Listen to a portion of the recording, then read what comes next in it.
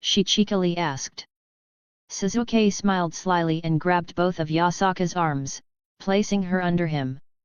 He held both her arms tightly and kissed her neck. He deeply muttered, "You are such a good girl, Yasaka. I will reward you tonight." Yasaka felt Sasuke's aggression and kisses in her neck. She felt her pussy itch in anticipation. Her eyes moistened. "I cannot wait anymore, Sasuke. Please, fuck me." Sasuke then glided the tip of his dick and teased Yasaka's entrance, especially her clit. He looked at Yasaka, whose mind was clouded, waiting eagerly to be fucked. Sasuke replied, "I will not make you wait then." With a deep thirst, Sasuke's entire member entered Yasaka pussy. She moaned loudly as she felt herself being stretched and filled completely. The pleasure was overwhelming, and Yasaka couldn't help but arch her back, inviting Sasuke to go deeper. Sasuke then lifted one Yasaka leg, allowing him to thrust deeper in Yasaka. Yasaka felt Sasuke changed position. She grasped the sheets of the bed. She said, "Kiss me, Sasuke." Sasuke eagerly obliged, capturing Yasaka's lips with his own as he continued to thrust deeply inside her. Their tongues danced together in a passionate embrace, intensifying the pleasure they both felt. As Sasuke kissed her, Yasaka's moans became muffled against his mouth. Sasuke then lifted Yasaka and placed her on his lap. He firmly gripped Yasaka's ass, and glided it over his shaft. Yasaka gasped, as her hips instinctively grinned against Sasuke's in rhythm. The movement only served to increase their pleasure, causing Yasaka's moans to grow louder and more desperate. Yasaka kissing Sasuke said in between kisses, "I am close to coming, Sasuke." Sasuke replied, "Me too." Yasaka wrapped her arms around Sasuke's neck and replied, "Come inside me, hubby. I want to feel your seed fill me up." Yasaka began to move her hips up and down, and Sasuke began to thrust deeper. Yasaka's pussy tightened around Sasuke, gripping him tightly as she neared her climax. Sasuke could feel her walls pulsating around him, pushing him closer to his own release. As they reached their peak, Yasaka's body trembled with pleasure, and she let out a loud moan as her orgasm washed over her. At the same time, Sasuke couldn't hold back any longer, and with one final plunge, he released his hot seed deep inside her, filling her up completely. Yasaka tightened her embrace around Sasuke, feeling her body weaken from her climax. Sasuke then gently lifted Yasaka over his shaft and placed her on their bed. "I really enjoyed that, Sasuke," Yasaka eagerly said, as she laid on the bed with her erratic breathing. Sasuke looked at Yasaka, whose entire chest moved up and down from her breathing.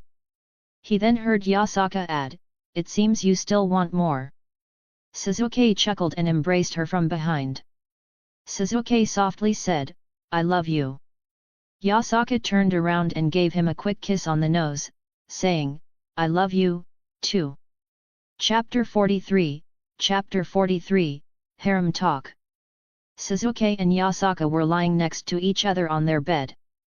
Yasaka decided to broach the topic related to Amaterasu and asked, "Sasuke, what do you think of Amaterasu?" Sasuke leaned against the bedrest and pondered his feelings towards the goddess. "She is someone who is close to me, just like you. I am grateful for all the assistance she has provided," he replied gently. Yasaka smiled charmingly at his answer and continued the conversation. "Sasuke, what do you think about having a harem?" she asked. Sasuke's eyes opened wide in surprise, caught off guard by the question. He stuttered, What do you mean?" Yasaka found Sasuke's confusion quite cute and decided to clarify. She moved onto his lap and gave him a quick peck before explaining, "I mean, you having multiple romantic partners. It is quite common and accepted in this world." Sasuke narrowed his eyes and responded seriously, "Why is this related to me? You already know that when it comes to emotions, I am still learning, having suppressed them since the massacre." Yasaka found his reasoning amusing and replied, "You might not realize it, Sasuke, but you are the ideal lover for many people. You possess looks, strength, and a unique personality. She continued, once people discover you, they will pursue you. I don't want those vixens getting too close to you. However, I have no issue if it's Amaterasu, as I have known her since I was young, and she is like a big sister to me. Sasuke scrunched his face in denial and said, so you mean you don't mind if Amaterasu and I are together? Yasaka happily replied, nope. And as you mentioned, Karin is coming. From the memories I saw, she genuinely cares about you, so both Amaterasu and I approve of her. If there are any others, they will need my agreement, as I still want you all to myself. Sasuke cursed inwardly, thinking, shit, having a harem is not for me. I can barely express myself, and now I have to do it for others.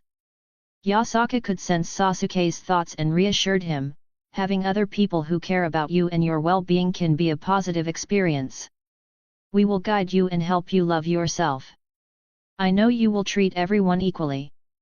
Sasuke sighed, realizing that Yasaka wouldn't back down.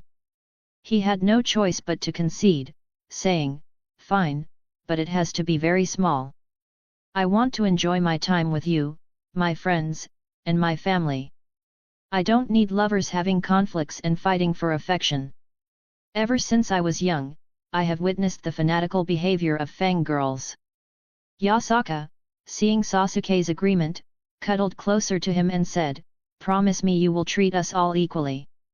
I want you all to myself, but I don't want to deny you your happiness. Sasuke's eyes softened as he replied, I promise. I am the happiest I have ever been. Sasuke paused for a moment and awkwardly asked, can you bring this up to my mother? I really don't know how to inform her. Yasaka, understanding Sasuke's shyness, reassured him, don't worry, your mom is really nice. I love talking to her, so I'll bring it up. We will have a big, happy family in the future, right? Upon hearing those words, family and future, Sasuke quickly connected the dots and realized the possibility of having children. He thought to himself, oh shit, me being a dad in the future.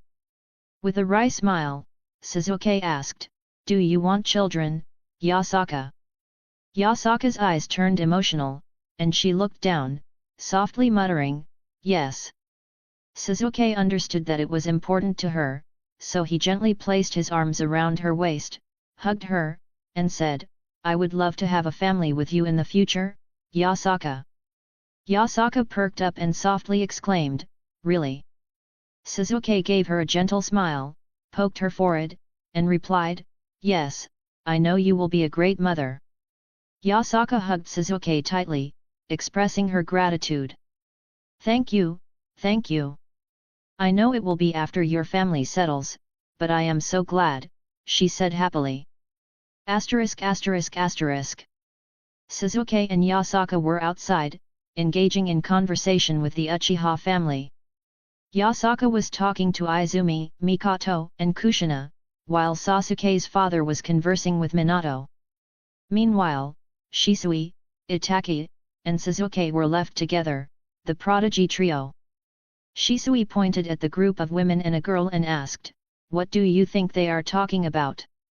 A/N, what should these three be called or referred to in the supernatural world? Sasuke immediately replied, definitely not about you. Shisui pouted and said, I don't need women to talk about me. Itachi narrowed his eyes and asked, so you don't care if women talk about you? Shisui resolutely nodded. Sasuke, realizing what his brother was doing, said, I didn't know you swung that way, Shisui. We all accept you, no matter your preference. Itachi covered his mouth to stifle a laugh, and Shisui cursed himself for walking into that trap. I'm straight. When I get my body back, you'll see I'll get a girlfriend, he retorted. Sasuke simply nodded and said, Yasaka said she doesn't mind me having a harem. Itachi and Shisui's mouths widened, and Shisui exclaimed, I'm still single, and you're already getting approval for more lovers. The world is so unfair. Sasuke replied, it's not like I suggested it. She brought it up because Amaterasu has feelings for me. You know us Uchiha are weird when it comes to emotion and love, so I only agreed to a small one. Itaka said, well, as long as you're okay with it. Shisui chimed in, yes, we need to repopulate our clan. Sasuke has taken the first step. Sasuke shrugged and said, I guess I am okay with it. Chapter 44, Family Discussion. A few days had passed, and Amaterasu had been diligently working on her technique to revive their bodies. During this time, Minato and Kushina had been assisting Sasuke in improving the technique to travel between worlds. Sasuke had been shuttling back and forth between the worlds, specifically focusing on the Whirlpool village. They were working on connecting the magic circle with Fuinjutsu to the necessary space channels in order to arrive undetected in the DxD world. Meanwhile, his mother, Karin, Izumi, and Yasaka had been busy helping Kushina fix up her home in the Whirlpool village, where she would be staying. They spent countless hours designing, buying furniture, and decorating the house with items from the DxD world. Sasuke found himself in the role of a miserable courier, constantly transporting furniture between worlds. They kept changing the design of the house repeatedly, which annoyed him since he had no say in the matter. To make matters worse, Yasaka was the one providing the money for all the purchases, so he had to keep his mouth shut. Another significant change was the arrival of Team Taka and Orochimaru in the DxD world. Sasuke had brought them there, and they settled in an abandoned compound next to Yasaka's home. On the day Karin arrived, Yasaka immediately bonded with the red-headed girl. Sasuke couldn't help but wonder how they had become so close so quickly. He observed them giggling and smiling, unsure if Yasaka had informed Karin about joining the harem. In a meeting room, the Uchiha family, including the newest member, Yasaka, gathered for a family meeting. Sasuke spoke up, Amaterasu informed me that by tomorrow she will be able to revive everyone. Mikoto expressed her relief, finally, helping Kushina fix her home was the only way to relieve my boredom. Sasuke smiled back at his mother and replied, well, no worries anymore. We can finally go explore this world together as a family. I have only been in Japan. Itaki added, I didn't expect this world to be so much larger than the Shinobi World. Even the human world alone is already larger. And then there's the supernatural side, which is just as vast with countless realms. Fugaku chimed in, yes, if we're going to settle here, we'll need to investigate more about the supernatural side beyond the yokai. We all know that our clan will be seen as a nuisance due to our eyes and being humans. Sasuke let out a sigh, saying, yes, when the Gods Summit happens, it's best if we show them not to mess with us. There are so many techniques related to mana that can aid us and improve our ninjutsu. Shisui agreed, I'm on board with that. Ever since learning about mana, I've discovered numerous ways to enhance the body flicker technique. Sasuke raised the question, so, who will be the clan head? He quickly added, not it. Shisui, not wanting to be left behind, promptly replied, not it. Itaka's mouth hung halfway open, clearly beaten by Shisui's quick response. He shot a glare at Shisui before turning to his father, who was conveniently avoiding eye contact and whistling innocently. The rest of the family members looked at Fugaku, awaiting his decision. Sasuke spoke up, father has been the clan head for a while now. It's time for him to relax and spend time with mother. We no longer have politics to deal with, it's just us, a family. You can take on the role of clan head to represent us, Itaki. Sasuke continued, if you're hesitant, you can become the clan head to guide the future Uchiha on the right path. No more arrogance, we can prevent the mistakes of the past and create a better future for our clan. Itaka let out a sigh and reluctantly agreed, fine, I will make the Uchiha the most powerful clan in this world. We will ensure that no one dares to mess with us. I will instill in the future generations a sense of humility and teach them to consider the well-being of not just the Uchiha, but also the humans and yokai.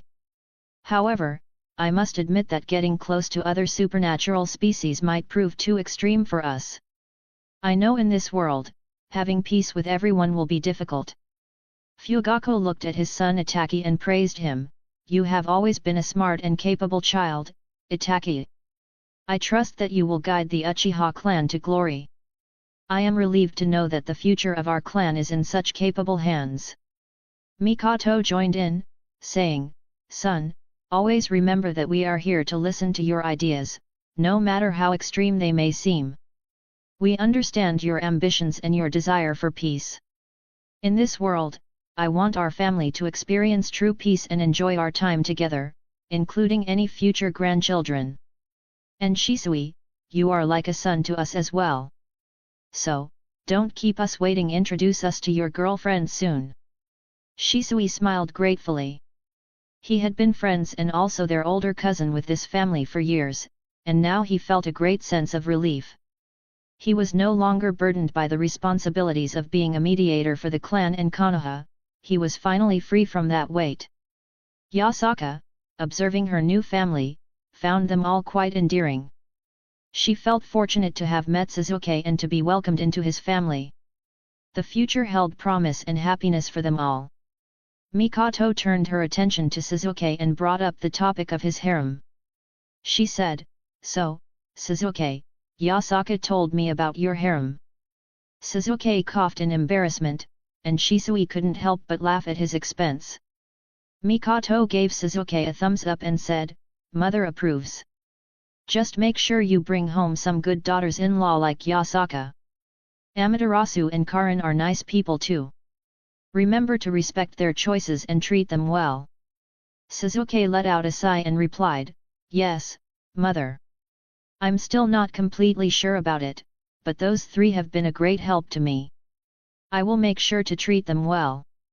He nudged Shisui with his elbow and whispered, Shouldn't the clan head have a harem too? Shisui grinned mischievously and turned to Mikoto, asking, What about Itaki, Aunt Mikoto? Mikoto corrected him, Call me Mom, Shisui. I approve as well, but it's ultimately up to Izumi. Izumi shyly sat in her seat, her cheeks slightly flushed. She spoke softly, Yasaka mentioned it to me, and I am not sure. I know Itaki is a great person, and he would never leave me. Sasuke and Shisui looked at Itaki, waiting for his response. Itaki glared at them both, his teeth gritted. He finally said to Izumi, I see, Izumi. Let's discuss this further in the future. Chapter 45, Revived Family. The next day arrived, and early in the morning, all the reanimated figures were gathered in an empty room. Also present in the room were Sasuke, Yasaka, Amaterasu, Karin, and Orochimaru. In the room, Kushina had used various fuinjutsu to seal the room off from the outside world. They were all preparing for the revival of the Uchiha family and others. Sasuke, conveniently situated between Yasaka and Karin, initiated a conversation, asking, How do you like the new world, Karin? Karin's eyes lit up as she replied, It's so much better than the old world. Did you know they have something called manga here? Suijutsu introduced me to it, and now I can't stop myself from reading it. Sasuke glanced at Yasaka, who was giggling at Karin's excitement. He found Karin's enthusiasm endearing and was beginning to warm up to the idea of having a harem. Sasuke then approached Orochimaru, who was studying the magic circle on the ground.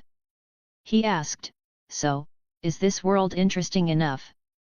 Sensing Sasuke's presence, Orochimaru responded, It's very interesting. I've already started gathering scientific books and conducting research. It has already led to some breakthroughs. Sasuke nodded and said, I see. In the future, I'll find a Devil's Peerage chess set for you.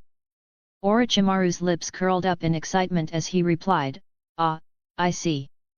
The devil known as Ajoka is quite a genius for designing such a wicked creation.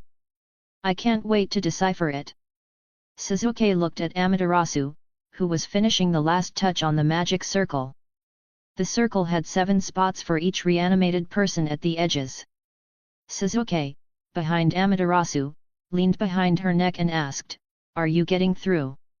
Amaterasu, feeling Sasuke's warm breath against her neck, felt a shiver, but she still replied, "Yes, I am actually done now."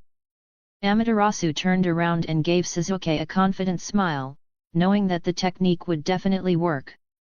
Sasuke, seeing her smile, found it rather beautiful. He was lost for a second but said, "I see, I believe in you abilities." Amaterasu replied, "Thanks, let us gather everyone then." He nodded and gathered everyone. Amaterasu spoke, "Could everyone move to their designated spots? Izumi, please make sure your spot is correct as it is vital to age your body." Everyone nodded and went to their designated spot. They were slightly nervous, though. Sasuke was not nervous, he was confident in Amaterasu, as she spent a while devising this method to heal their bodies. Amaterasu looked at Sasuke, who nodded back to start. She spoke to everyone, "I will be starting now, do not leave your spot." Amaterasu moved to the center of the magic circle and brought her hands together, clapping them firmly. Suddenly, her body began to glow with a radiant white light that seemed to envelop her entirely. It was a manifestation of her divine power. With focused intent, she directed her divine energy into the magic circle. From the center of the circle, the energy began to diverge into 7 separate channels, each leading towards the designated spot where each person stood. As Amaterasu's divinity reached each spot, it emanated a brilliant glow. The 7 spots started emitting a powerful white light that gradually ascended in a cylindrical form, encompassing all the reanimated bodies. Amaterasu continued to shine brightly, channeling her divinity with unwavering focus. The entire room was filled with a blinding, luminous light, and the figures within the encasement were barely visible, their silhouettes illuminated. The light persisted for about a minute before gradually fading away, revealing that the once cracked and lifeless bodies had been restored. Now, everyone appeared fully alive, their skin exhibiting a healthy complexion, as if blood were once again flowing through their veins. Sasuke observed the diminishing light and smiled, feeling a sense of gratitude as his family stood before him, alive and well. Glancing at Amaterasu, he noticed her drained and weary state. It was evident that she had expended a significant amount of her divinity in the process of healing and creating new bodies. Sensing her impending collapse, Sasuke quickly moved to catch her before she fell. Though her vision was blurry, Amaterasu could make out the figure of Sasuke looking down at her and was touched by his gratitude.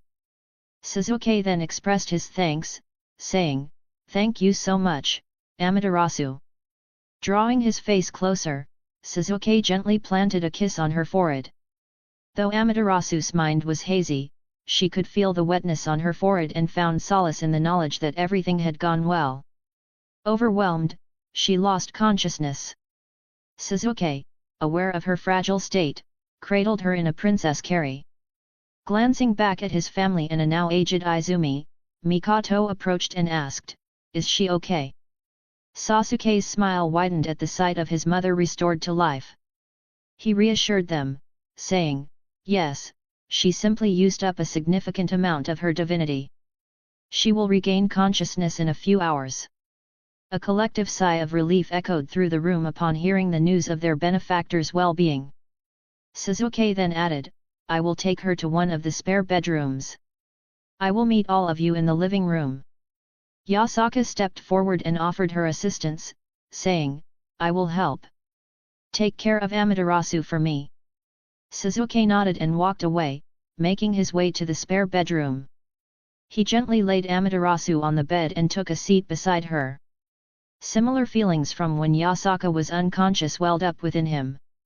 He realized he had developed feelings for Amaterasu as well and felt content in that realization. Gently brushing a strand of her black hair away from her eyes, Sasuke admired her beauty. Sensing someone behind him, he realized it was Yasaka enveloping him in a hug. Wanting to comfort her, he reassured her, saying, "She will be okay, Yasaka." Yasaka tightened her embrace, responding, "I know, and I see that you accept Amaterasu's affection for you. Sasuke nodded, acknowledging Yasaka's observation. He spoke, yes, she has been of great help to me. It would be foolish to deny her. I am grateful to have met both of you when I arrived. A/N, I will be putting Rose Weiss in Sasuke harem. Also, Karin will be really irrelevant in the story as it mostly focuses on DxD characters.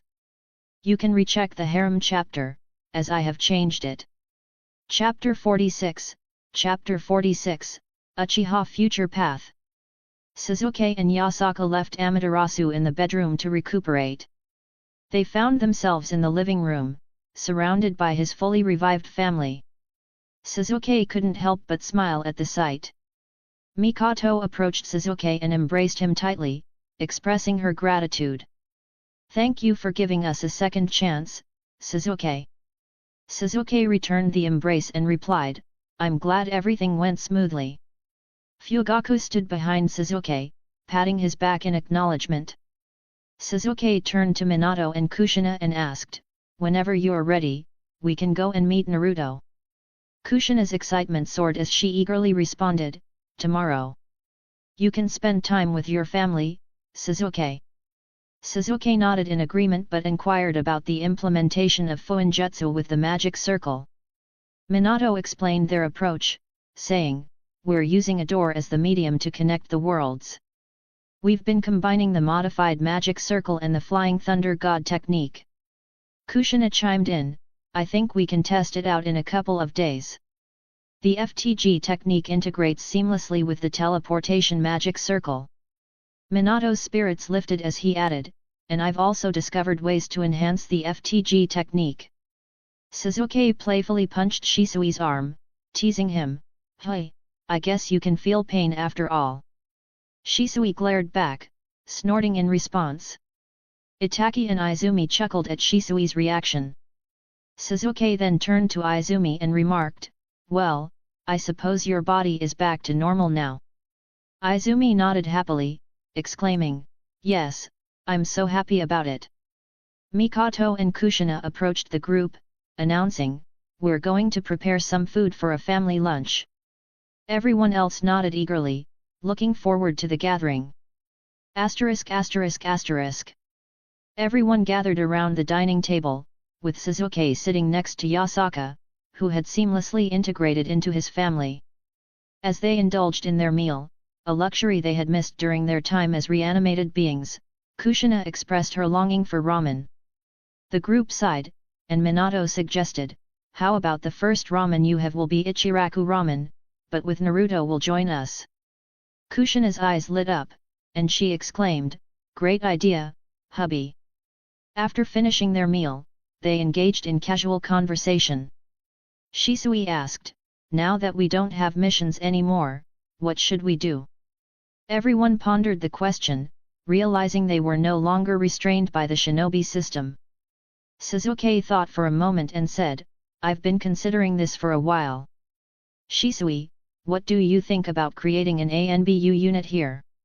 Shisui raised an eyebrow and replied, I don't mind, but who would be the members?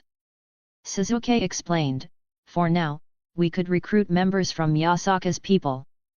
They already have chakra, so we can teach them ninjutsu. Shisui nodded and said, well, I don't see any problem with that. It will be beneficial for us to gather more information about the supernatural world and strengthen ourselves. Sasuke looked at Itaki. Itaki said, I will start doing duties as the clan leader by allowing us to integrate properly with the yokais first before expand our influence around Japan. Suddenly, Fugaku spoke up, even though I'm no longer the clan head, we need resources. I will open a business and expand it to gain influence in the human world. We're essentially starting from scratch and need to establish our presence here. Sasuke agreed, that's a great idea, father. What about you, mom? Mikoto remained silent for a moment, then said, I'm not sure. I don't want to stay at home. From what you've told me, sacred gear users in this country are being targeted by other supernatural beings. Mikato's expression turned sorrowful as she continued, I've learned that they even target small children. I want to help them, but I don't know how. Sasuke and Itachi were shocked but smiled at their mother's compassion. Sasuke pondered for a moment and suggested, in 4 years, there will be the Gods Summit. Maybe after that event, once we solidify our position in the supernatural world, we can open an academy to protect them. Upon hearing Sasuke's suggestion, Mikoto thought for a while before responding, that's a doable idea. I'll start gathering resources for the academy. Sasuke nodded and replied, okay, Amaterasu will most likely support the idea of having an academy to better protect her people. Yasaka added, I think this is great idea, I would love for my people especially the children to enter and have a safe environment. Itachi then turned to both Sasuke and Izumi and asked, what about both of you? Izumi took a moment to think before hesitantly saying, I want to be an actress. Itachi raised an eyebrow, not expecting this answer. He replied, I see. I will support your decision then. But I would like you to continue to train your abilities. We might not be doing missions anymore, but there are still dangers outside. Sasuke, upon hearing Itachi's question, realized that he didn't have a clear goal yet. He thought for a moment and then spoke, I will become a researcher. Since I've been Orochimaru's student and helped him with his experiments, I want to focus on finding a way to address the issues related to the Mangekyo Sharingan. Sasuke continued, at least Amaterasu was able to bring back your bodies with your eyes, Shisui. Shisui let out a sigh of relief and responded, I won't be able to obtain the eternal Mangekyo Sharingan, so I'll need a way to counteract its degenerative effects. Sasuke suggested, Hashirama's cells could help with that. They have a high regenerative ability that can slow down the degradation of sight. Shisui replied, oh, that sounds interesting. I'll seek your help me with that then. Sasuke nodded and said, you can take my eyes whenever you want. It's important that we become strong in a world like this.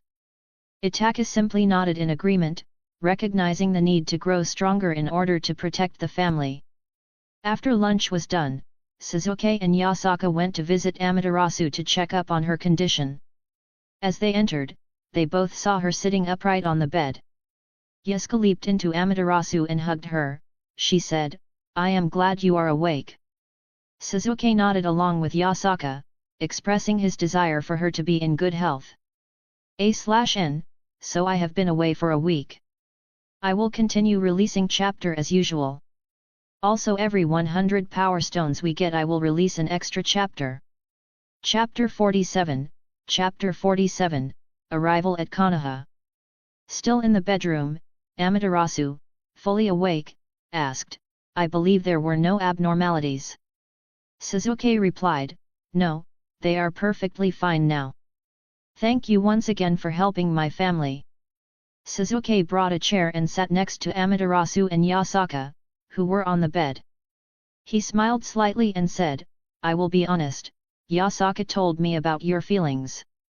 I am still not sure about having multiple lovers, but I have known you for the same amount of time I know Yasaka. Pausing for a moment, Sasuke added, you have helped me a lot and will continue to help me in my journey towards becoming a demigod. I would be a fool to dismiss your feelings and the efforts you have put in for me. Amaterasu, stunned, gazed at Yasaka, who was smiling slyly. She sighed and said, if you accept my love for you, I would be happy. I won't dwell on the past, but these 2 years have been the most fun and interesting period of my life. Sasuke smiled and gently placed his hand on her cheek. He said, I am glad, I will try my best to make you both happy even without you loving me, I will make sure to protect your people and Japan, especially with the rise of the Cows Brigade. Amaterasu's cheeks heated up a little as she replied, thank you. I cannot wait for the next God's Summit to happen. Those other pantheons will be filled with jealousy. Sasuke chuckled and replied, yes, this event will be interesting. Sasuke then looked at both Amaterasu and Yasaka and said, I will be going back to my own world. Would both of you like to come? I will be reuniting Naruto with his parents tomorrow. Yasaka leaped in joy and exclaimed, yes, I want to see your world. I want to see and know everything about you. Amaterasu thought for a moment and said, it will be interesting to see another world. You don't need to worry, I won't do anything to harm that world. I will go as your lover and not a goddess. Sasuke raised an eyebrow and replied, I know you will not do anything to harm that world. I left it, but I will still protect it from any harm. The next day arrived, and Sasuke was with his family, Yasaka, Amaterasu, Minato, and Kushina. Sasuke looked at them and said, well, it's time to go. I have already given you an advanced transformation technique combined with mana. This technique gives you a low presence and changes your facial characteristics, but since we are attuned with mana we will be able to see through our disguise. It should also not be detectable by a Byakugan user. If we are, we will simply retreat. Kushina yelled excitedly, I can't wait to see Naruto. I wonder what his reaction will be. Minato smiled and said, thank you, Sasuke, for allowing us to reunite with our son. Sasuke waved him off and replied, no problem. Actually, the world is at peace now, so it's the best time for you both to relax with Naruto. Minato nodded and said, yes, we will be staying at the Whirlpool village. I will teach Naruto the teleportation magic circle so he can move between Konoha and there. Sasuke agreed and said, yes, I'm sure he might be able to learn FTG. But the learning curve for teleportation magic circle is very easy. He can most likely learn it in a few hours. Sasuke then looked at Yasaka and Amaterasu and said, it's time to see my village. We can also travel to other villages for sightseeing. Yasaka hugged Sasuke's arm and giggled, hee, I've already set up a shadow clone, but if it dispels, there's a contingency plan. Sasuke nodded and replied, yes, Igris will be protecting your people as well. Yasaka expressed her gratitude and said, thanks. I wish Karin could come, but she's having a breakthrough in her research. Sasuke scoffed and thought to himself, last I checked, she was just watching anime. She has become a shut-in. Anyways, I have already given her task to complete while I am away. Sasuke went to the modified magic circle and activated his space-time jutsu with his Rinnegan. A black outlined portal opened, already linked to the Whirlpool village where Kushina's home was located. Everyone followed through the portal and arrived at Kushina's home. Amaterasu, experiencing it for the first time, complimented Kushina's design, saying, you have designed your home really well, Kushina. Kushina nodded with a smile, replying, yes, it took a while, but it came out perfect and feels very homely. Shisui chimed in, saying, nice home, Aunt.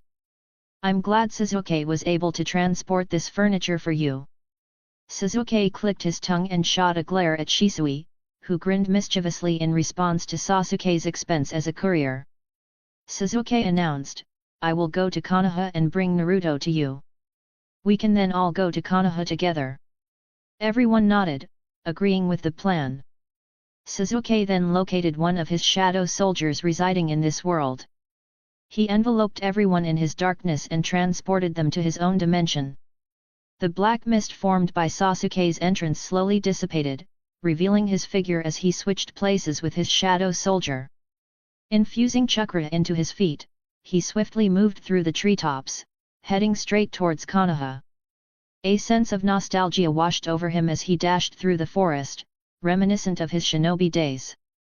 Finally, Sasuke arrived close to Konoha, keeping his presence low to avoid alerting any ANBU or shinobi near the outskirts of the village. Activating his newly acquired Susanoo wings, he soared high in the sky, gaining a bird's-eye view of Konoha. As Sasuke gazed down at the village, a mischievous smile crept across his face. Inwardly, he contemplated the immense power at his disposal, thinking, a simple use of almighty push, and Konoha could disappear. However, he clenched his fist, his smile softening, as he realized, it seems I have truly moved on. A/N, I am glad to be back uploading chapters. Also thanks for reaching the goal of 100 power stones. As promised, enjoy the extra chapter. Next chapter, look forward to Sasuke reuniting with Naruto. Chapter 48, Chapter 48, Meeting Naruto. Sasuke decided to alert Naruto, contemplating how to do so. He then briefly released all of his 6 paths chakra. As Sasuke unleashed his chakra, the area around Konoha shook for a moment before settling down. Everyone felt their bodies briefly tighten. Satisfied with the result, Sasuke quickly retreated and moved away from Konoha. He decided that both Naruto and himself would meet at the only place they both knew. Meanwhile, Naruto, who had taken a few days off from missions and was casually using the bathroom, he sensed the immense chakra presence. He recognized the chakra, realizing it rivaled his own and its familiarity. Naruto thought to himself, "Tch, I was taking a shit and this guy decides to come back now." Despite his frustration, Naruto couldn't help but smile. He swiftly left his apartment, activated his Kurama chakra mode, and dashed, following Sasuke's trail. As Naruto raced through the forest, his heart pounded with excitement. He couldn't wait to meet his best friend. Naruto thought, "I'm going to beat the shit out of him for making me search for so long." *********. Now on top of Madara's statue in the Valley of the End stood a silhouette, specifically Sasuke. He glanced at the rebuilt statue and rolled his eyes, thinking, why did they rebuild it again? Couldn't it have been me and Naruto now? Sensing Naruto's presence approaching, Sasuke projected what was happening in this world to his shadow dimension, allowing everyone to witness the reunion. Finally, Naruto arrived and stood on Hashirama's statue. He pointed angrily at Sasuke and yelled, "I was taking a shit and had to come find you. Such great timing, team." Sasuke, hearing Naruto's words, furrowed his eyebrows, knowing that everyone in his dimension must be laughing at the situation. Coldly, he responded, "You took your time coming here. It seems your senses have dulled in this peaceful world." Naruto greeted Sasuke with a mix of relief and determination. "Whatever, I am glad you are back," he said, his voice carrying a hint of nostalgia. Sasuke's eyes narrowed, and he smiled coldly. Immediately, his eyes underwent a transformation as he activated his Sharingan with 3 tomo. The wind blew, causing his hair to sway and his eyes glowed, revealing the power of his Sharingan and Rain Sharingan.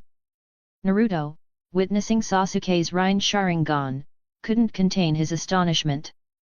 He turned to Kurama, seeking answers. How did this Sasuke get the Rain Sharingan? Even Hago Romo only possessed the Rinnegan. Kurama was just as bewildered as Naruto. He remained silent. Suddenly, Sasuke's laughter filled the air as his demeanor turned cold and manic.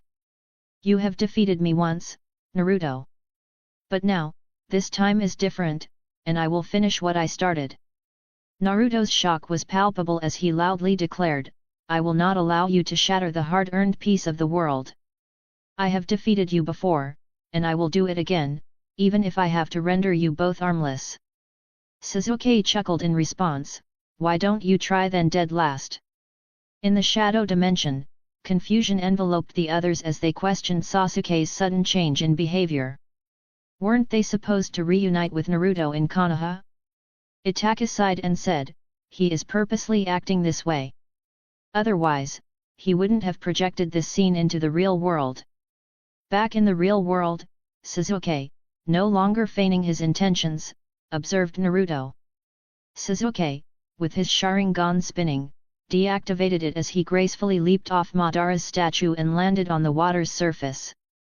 Naruto followed suit, their eyes locked in a fierce stare down. Both infused chakra into their feet and charged at each other in a blur. Naruto threw a swift punch, but Sasuke easily dodged it with a casual tilt of his head. "You need to try harder," Sasuke taunted with full confidence. Naruto didn't back down and launched a kick at Sasuke's stomach, but Sasuke blocked it effortlessly with one hand. They both felt the excitement coursing through their veins as they danced across the water, engaging in hand-to-hand combat. Sasuke skillfully dodged the attacks from Naruto's 4 shadow clones, countering each strike with precision. Amid the intense battle, Sasuke sensed someone behind him and quickly twisted his body, sending a kick towards the clone.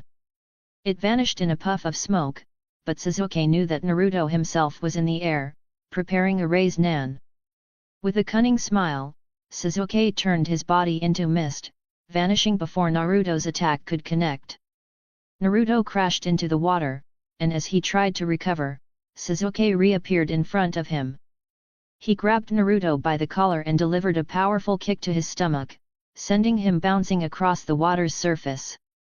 Sasuke grew annoyed at Naruto's nonchalant attitude. "Why did you not fight seriously? I haven't had a good fight in 2 years," he grumbled. Naruto laughed, his eyes sparkling with mischief. "I know you the best, Sasuke. You were just pretending, team." Sasuke scoffed, his annoyance fading, and approached Naruto, extending a hand to help him up. "You have really let yourself go. While I have grown stronger, it seems you've lost most of your 6-path chakra." "I've already replenished my entire reserve," he remarked, a hint of superiority in his voice. Naruto looked away, a hint of sadness in his eyes. "Yet, I realize my skills have deteriorated a little," he admitted, his voice tinged with disappointment. Sasuke rolled his eyes, and spoke in exasperation. "I was missing because I've been in a new world for 2 years, Naruto. When I arrived I battled against overwhelming odds, and nearly died from blood loss and chakra depletion." Naruto stepped closer to Sasuke, a curious expression on his face. "You seem different," he observed. Sasuke placed his hand on Naruto's face, pushing him away fiercely. "And you are still annoying, dope," he retorted, a small smirk playing on his lips.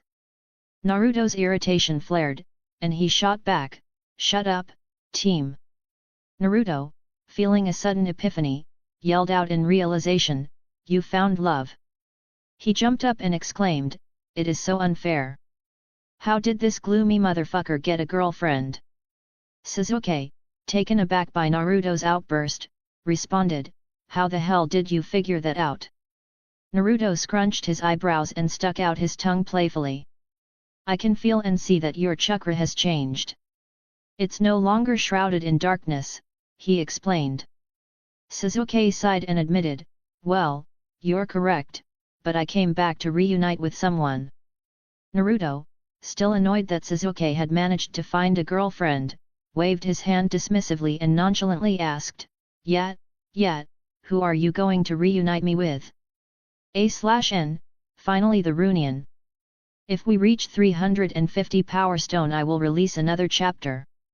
Suggest some characters for Sasuke and Komapani should fight in the Gods Summit. Besides Shiva and Indra, suggest others. I will also be basing some of the characters form record of Ragnarok." Chapter 49, Naruto Reunion.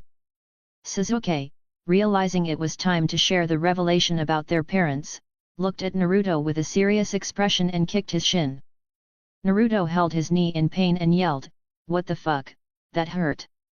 Sasuke sternly said, "Get serious. I have something important to discuss with you."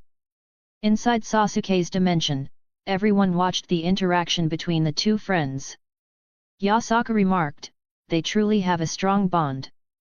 Kushina chimed in, "My Naruto is so handsome. I should find him a girlfriend." Mikoto added, "It's clear that our sons hold each other in high regard." Back in the real world, Sasuke and Naruto sat on the edge of a cliff. Sasuke began, "I won't be living in this world anymore." Naruto's eyes widened as he asked, "Why?" "Everyone misses you." Sasuke sighed and replied, "I can't return to Konoha, Naruto. I am still a rogue shinobi and it's no longer my home or the home of the Uchiha." Naruto's expression turned downcast as he muttered, "I guess you found your precious people." Sasuke looked ahead and smiled, "Yes, in this new world, I've found them. I want to protect them and be with them forever. Naruto playfully retorted, since when do you speak such mushy stuff?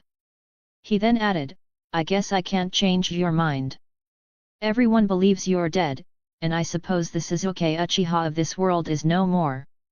Sasuke then revealed, actually, I revived my parents. Naruto choked on his words and exclaimed, seriously?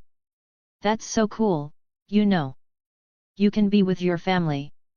However, his eyes turned a little dull. Sasuke asked, do you ever wish your parents were here with you? Naruto awkwardly replied, you're the only one who understands me. The loneliness, it sucks, you know. I've made plenty of friends and gained the village's trust. I guess I'm being selfish, but I wish they hadn't sacrificed themselves to save me. Suddenly, Naruto felt someone embrace him from behind.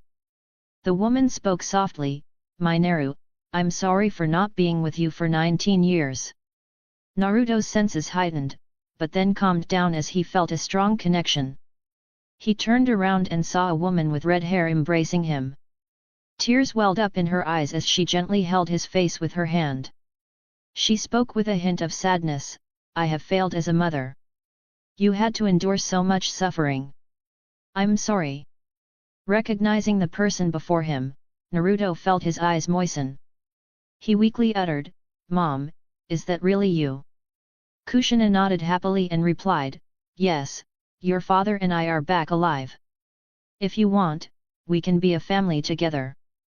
Unable to control his emotions any longer, Naruto tightly hugged his mother. He repeated the word mom over and over, fearing that this might be a dream. Then, he felt a hand on his shoulder and saw his father, Minato. They embraced, forming a complete family. Naruto felt an overwhelming sense of gratitude for being able to be with his parents forever. In that moment, they all held each other tightly, experiencing a joyous and tearful reunion. Naruto, once an orphan who had lost his parents and endured the village's rejection, had gained their recognition and found happiness. Now, he had finally obtained something he had never had before, a loving family. Sasuke stood a little away, giving Kushina, Minato, and Naruto their own space for their reunion. Standing next to him were Yasaka and Amaterasu. Yasaka was crying and hugged Sasuke tightly, saying softly, this is such a touching reunion. Sasuke gently patted her head, looking at Naruto and feeling glad that he had revived his parents. Amaterasu spoke up, Naruto's entire aura is very peaceful. He radiates positivity. You have such a great friend, Sasuke. I have never seen someone so pure, even compared to Gabriel. Sasuke chuckled, knowing it was true that Naruto was very unique, where he just by talking he could guide them to right path. Embracing Amaterasu from behind, Sasuke saw her blush and whispered, you don't need to be shy. We will be together forever. He then playfully blew into her ear, making her squirm a little. Sasuke let go and smiled at her before looking at his family. He said, now let's go visit Konoha. Shisui chimed in, yeah, I'm hungry. Everyone voiced their agreement. Finally, Naruto approached Sasuke and said, thank you. He looked around at Sasuke's family and the new people. Sasuke replied, it's the least I could do. We will be visiting Konoha, but we'll be in disguise. Your parents can tell you about their living conditions later. Naruto nodded and sighed, saying, I guess it's good that you'll be disguised. And you'll still visit this world, right? Sasuke thought for a moment and responded, actually, where your parents are going to live, there will be a teleportation point between the worlds. So both our moms can visit each other anytime. You can come to my world through there.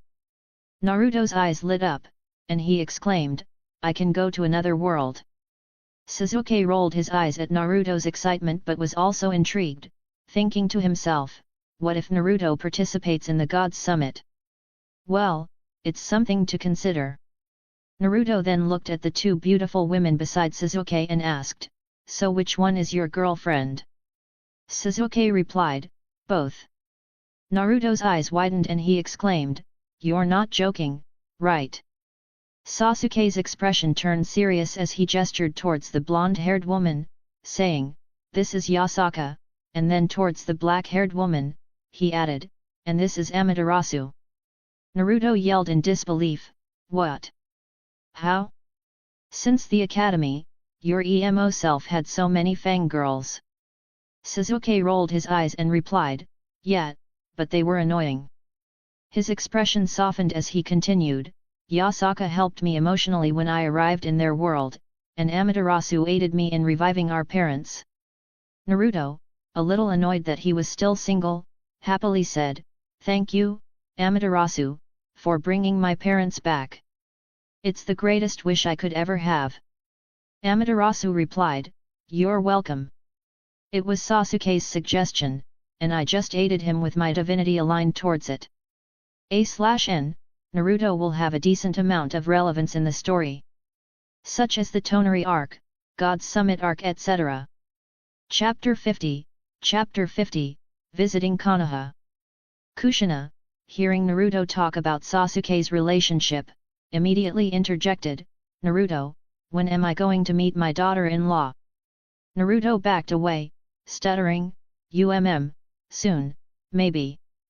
Kushina added, "Well, I could always introduce you to some girls if you want." Naruto quickly responded, No, you don't need to worry. Don't I have such good looks? I don't need any assistance." Kushina pursed her lips and replied, I see. I'll be waiting, then." Sasuke then suggested, "Let's head to Konoha. We can tour other villages tomorrow." Everyone nodded, and Sasuke approached Naruto. He spoke seriously, "You are slacking on your training. I don't expect my rival to be left behind." Naruto tapped his chest confidently and replied, "Hey, I won't lose to you. I'll start combining my reserves with six-path chakra."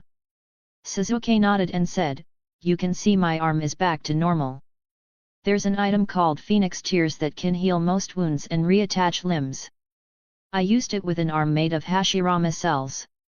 I'll give you one soon." Naruto nodded in appreciation. Sasuke then enveloped everyone in his darkness and transported them outside Konoha. Naruto mentioned, "I guess I need to learn Dad's Flying Thunder God technique if I want to compete with you now." Sasuke raised an eyebrow and replied, "You'll be really difficult to fight if you learn that, combined with your speed." Naruto then turned to Itachi and said, "I kept my promise, Itachi." Itachi, seeing the enthusiastic blonde talking to him, replied, "Yes, it seems you did." Naruto gave a cheeky smile and then looked at Shisui, asking, "So who are you?" Sasuke couldn't help but stifle his laughter, as Naruto didn't know Shisui. Shisui wanted to punch Sasuke in the face for this. Sasuke explained, "He's Shisui of the body flicker, Shisui Uchiha." Naruto narrowed his eyes and bluntly said, "I don't know who that is," before looking away. Sasuke couldn't help but chuckle as he saw Shisui getting stabbed by an imaginary arrow. Shisui's expression darkened, and he said, "Sigh, it seems my fame is really low." Sasuke explained, "Shisui is famous throughout the Shinobi world. He's very proficient in the body flicker jutsu. He's already a cage-level shinobi and he worked with Kakashi in ANBU." Naruto responded, "Oh, so he knows Kaka-sensei. Actually, recently Kakashi has been gloomy. It seems he lost a limited edition Pervy Sage book."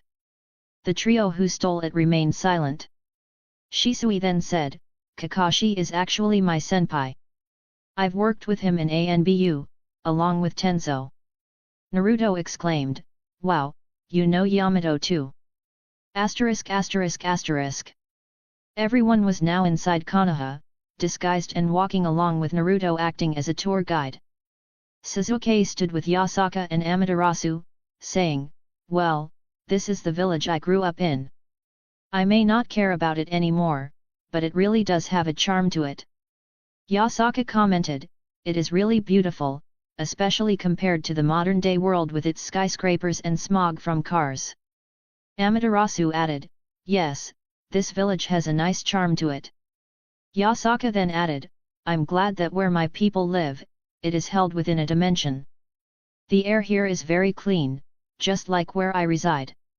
Sasuke chimed in, oh, I've been researching about creating dimensions, perhaps for my family to reside in or even for the academy my mother wants to have.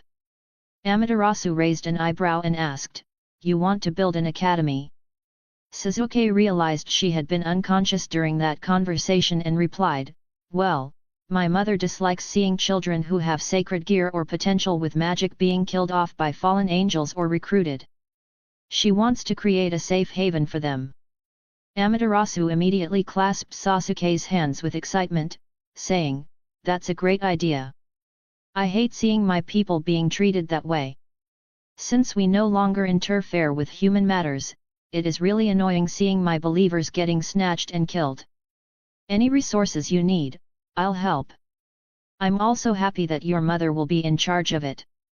I'll have no worries. Sasuke smiled, seeing Amaterasu's enthusiasm. He said, I just suggested it to my mother, and she will be in charge of it. My mother is very gentle, and I know she will make the academy the best it can be. I'm glad you support the idea. After strolling around Konoha, their final destination was Ichiraku Ramen. Everyone sat down, but Kushina and Naruto's enthusiasm for ramen was clearly visible. They all ordered their ramen and indulged in the delicious meal. Amaterasu commented, this is the best ramen I've ever had, Sasuke. I'm truly amazed that such extraordinary flavors can be created with ordinary ingredients. Yasaka chimed in, I'm really enjoying this too. Tokusan's skills are truly top-notch. Sasuke silently nodded in agreement, knowing all too well the quality of the ramen at this stand. He glanced to the side and saw Naruto and Kushina devouring multiple bowls of ramen. Sasuke couldn't help but snort at their huge appetites. After finishing his own meal, he noticed someone approaching Naruto. Sasuke nudged Yasaka and Amaterasu and whispered, that girl over there has a crush on Naruto. Since our days in the academy, she has always fainted or blushed whenever Naruto spoke to her. This dope is still clueless about her feelings. Yasaka replied, she's really cute. Now that I look closely, they do make a great match. Suddenly, Kushina appeared behind Sasuke and whispered, Sasuke, is that my future daughter-in-law? Sasuke was caught off guard by Kushina's sudden appearance and replied, I certainly hope so. Hinata has liked him since we were young. But I believe Naruto feels the same way, he's just a bit confused at the moment. Kushina sighed in relief, knowing that her son was a little confused but couldn't help feeling a tinge of frustration. She thought, this Naruto has been stringing this girl along since childhood. He better not break her heart. Now that I look closer, she definitely resembles Hayashi's wife. Chapter 51, Chapter 51, Small Trip. After finishing their ramen, everyone prepared to leave. As Sasuke walked away with Yasaka and Amaterasu, he noticed Hinata standing there, looking confused. Sasuke turned away and chuckled softly, muttering to himself, it seems she might know. Yasaka asked, what did you say? Sasuke's eyes widened a little as he sensed a group approaching. He quickly placed his hand around Yasaka and Amaterasu's waists, blending them into the shadows to hide. Now concealed in the shadows, Sasuke saw his old classmates, specifically the kunoichis, making their way to Hinata. Yasaka followed Sasuke's gaze and chuckled, oh, it's your classmates. Sasuke observed Sakura, Ino, and Tenten talking to Hinata. Sasuke sighed but smiled as he noticed Sakura didn't seem depressed. She seemed to have moved on. Amaterasu already knew the story of Sasuke having fangirls and observed the pink-haired girl. She seems happy now. There is a small dark spot within her, though. Sasuke looked back at Amaterasu. That's better than I thought. Since the world thinks I am dead, Sakura probably wouldn't have thought about me all the time. I think my supposed death might be good for her. Yasaka hugged Sasuke's waist and asked, are you ever going to reveal yourself back here? Sasuke raised an eyebrow, considering the question seriously. Only if there is a situation where I am needed. Naruto is capable enough to protect this world.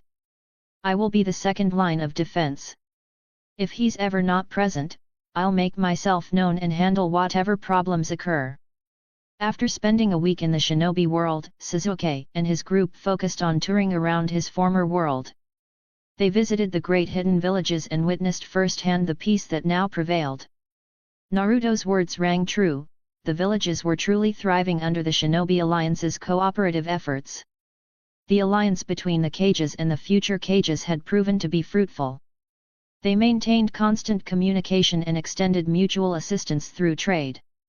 This arrangement allowed villages lacking certain resources to trade with others, fostering stronger bonds among the shinobi and promoting prosperity across the land. Sasuke was accompanied by Naruto, Shisui, Itachi, and their fathers as they sat in the male side of the hot springs.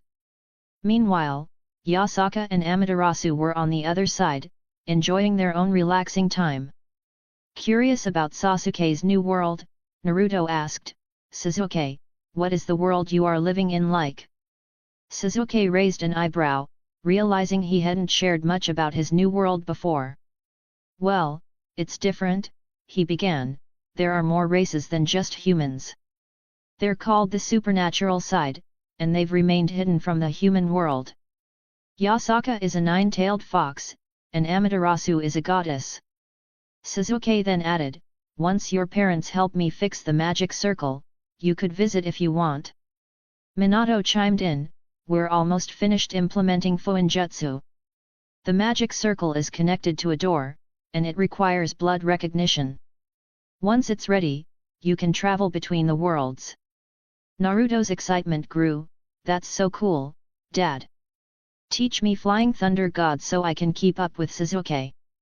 Sasuke smirked and suggested, "How about we have a rematch at the Gods Summit? It's a gathering where pantheons showcase their strength and mostly relieve their boredom. We can go all out since it's held in a separate dimension." Naruto's eyes lit up, "Haha, I can't wait. I'll definitely beat you, Sasuke." Sasuke rolled his eyes, like if, since I acquired an arm of Hashirama cells, I will get the sage body just like you. I am looking forward to seeing how you keep up. Naruto snorted in annoyance, "You'll see, team." Sasuke had just left the hot spring and returned to their room.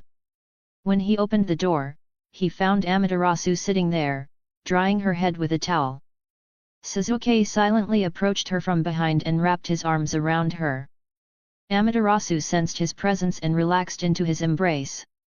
Sasuke asked softly, "Why are you alone here?" Amaterasu turned around with a smile and replied, "The others are preparing dinner." Sasuke lifted her up and settled her onto his lap. Looking into her eyes, Sasuke asked sincerely, "Are you truly okay with me as your lover?" Amaterasu smiled and gently stroked Sasuke's cheek, "Yes, Sasuke. I believe we are very compatible with each other, and the last 2 years have been the most interesting of my life. I'm looking forward to our future together." Sasuke kissed her neck tenderly and whispered, "Me too. Once I become a demigod, I can be with everyone forever." Amaterasu held him close, caressing his hair, and said, "I can make you one now if you want." Sasuke grinned playfully and asked, "Oh, and how will you do that?" Amaterasu slowly removed her robe, revealing her ample breasts. She seductively whispered, "You'll just have to find out." Sasuke leaned in, their lips almost touching. But suddenly, they heard Naruto's voice, "Sasuke, dinner is ready.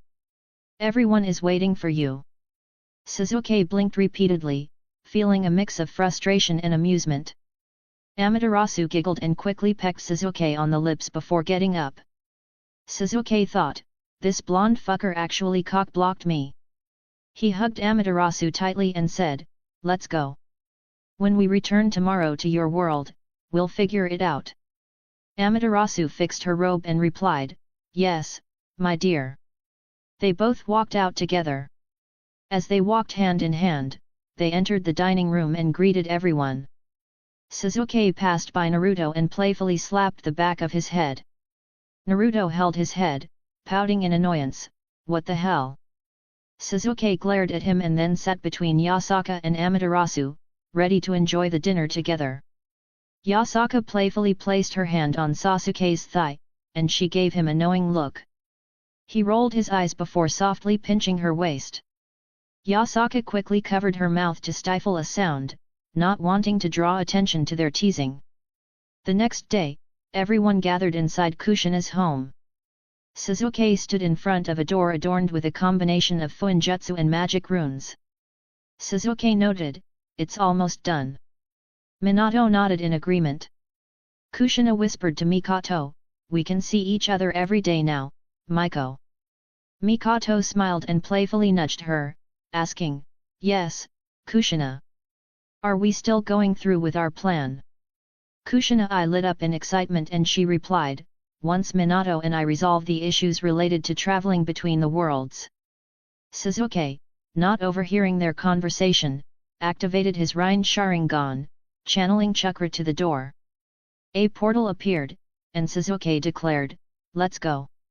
Everyone nodded, bidding farewell to Kushina, Minato, and Naruto.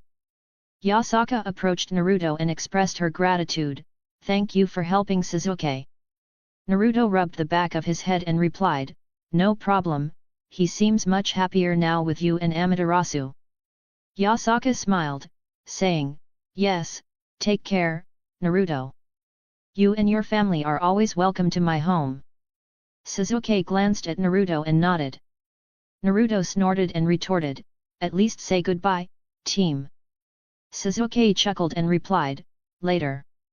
I'll be waiting to show you around the world." Naruto extended his hand, and Sasuke sighed before giving it a bump. They all left and returned to the DxD world. Chapter 52, Chapter 52, Preparations for the Future. Back in the DxD world, everyone felt a sense of relief as they could finally start settling down. Shisui stretched his hand and expressed, "It's great to be back." Itaka nodded and turned to Izumi, "Would you like to join an acting school now?" Izumi smiled and replied, Not yet. Let us enjoy some time together first." Sasuke approached his father and asked, "How are going to handle our financial problem?" Fugaku thought for a moment and said, "You still have the gold I asked you to retrieve from the clan compound." Sasuke nodded, "Yes, we'll have to sell it illegally, though." Fugaku sighed, knowing it was the only way to get the initial capital they needed. He didn't want to rely on their future daughter-in-laws for financial support. Sasuke then mentioned, "I think I know somebody who can help us sell it." Fugaku agreed, "That sounds like a good plan. Shisui already said he would use his Sharingan to get fake identities for us. Once that's done, I'll register our company." Sasuke added, "Okay. By the way, once Orochimaru finds a way to replicate the Phoenix Tears, we can sell a weaker version and gain influence in the supernatural world." Itaka suggested, "Why don't we enter the entertainment industry, especially since Izumi will be in it?" Fugaku considered the idea, "We'll need connections for that, but we can explore that direction in the future." Sasuke then informed Itaki and Shisui, "Let me show you around Kyoto later, at least the yokai side. But first, I need to see the lab I asked Karin to make for me." Shisui agreed, "Sure, and I'll ask Yasaka if she has any recommendations for the ANBU in the meantime." Sasuke nodded and told his parents and everyone goodbye. Now, everyone has their own business to handle since returning. Sasuke was now in a secluded area, near Orochimaru's location. He had his lab next to Orochimaru's, as he knew the former Sunin could help him with any issues he might encounter. As Sasuke walked in, he saw Karin lying on a couch, engrossed in reading manga. He blinked twice and walked over, peeping his head over the book. Karin noticed him and immediately jumped up, hugging him tightly. "You're finally back," she exclaimed. Sasuke sat next to her and replied, "Yes, and did you accomplish what I asked for?" Karin eagerly nodded, "Yes, I finished it the second day after you left. I made sure you have every equipment you need for a lab. Sasuke then asked, thank you. So, will you be my assistant? Karin replied with excitement, yep, I'm really looking forward to working with you. Sasuke then shared some news, okay, Aunt Kushina told me to let you know that when she comes here, she'll help with your training. Karen's eyes lit up, ah, I'm so happy. Aunt Kushina will teach me. Sasuke's expression turned serious, I know this world, especially here, is safe. But I hope you won't slack in your training. I want you to at least be able to continue defend yourself. Everyone here has been a shinobi since they were a child, and it's tiring. In this world, we don't have that burden, but there are still many dangers.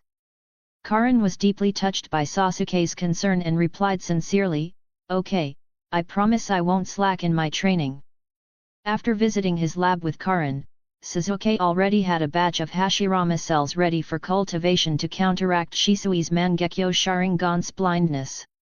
I wonder what father will do. I should probably cultivate an extra set of Hashirama cells for him if he does not want attacky eyes, he thought.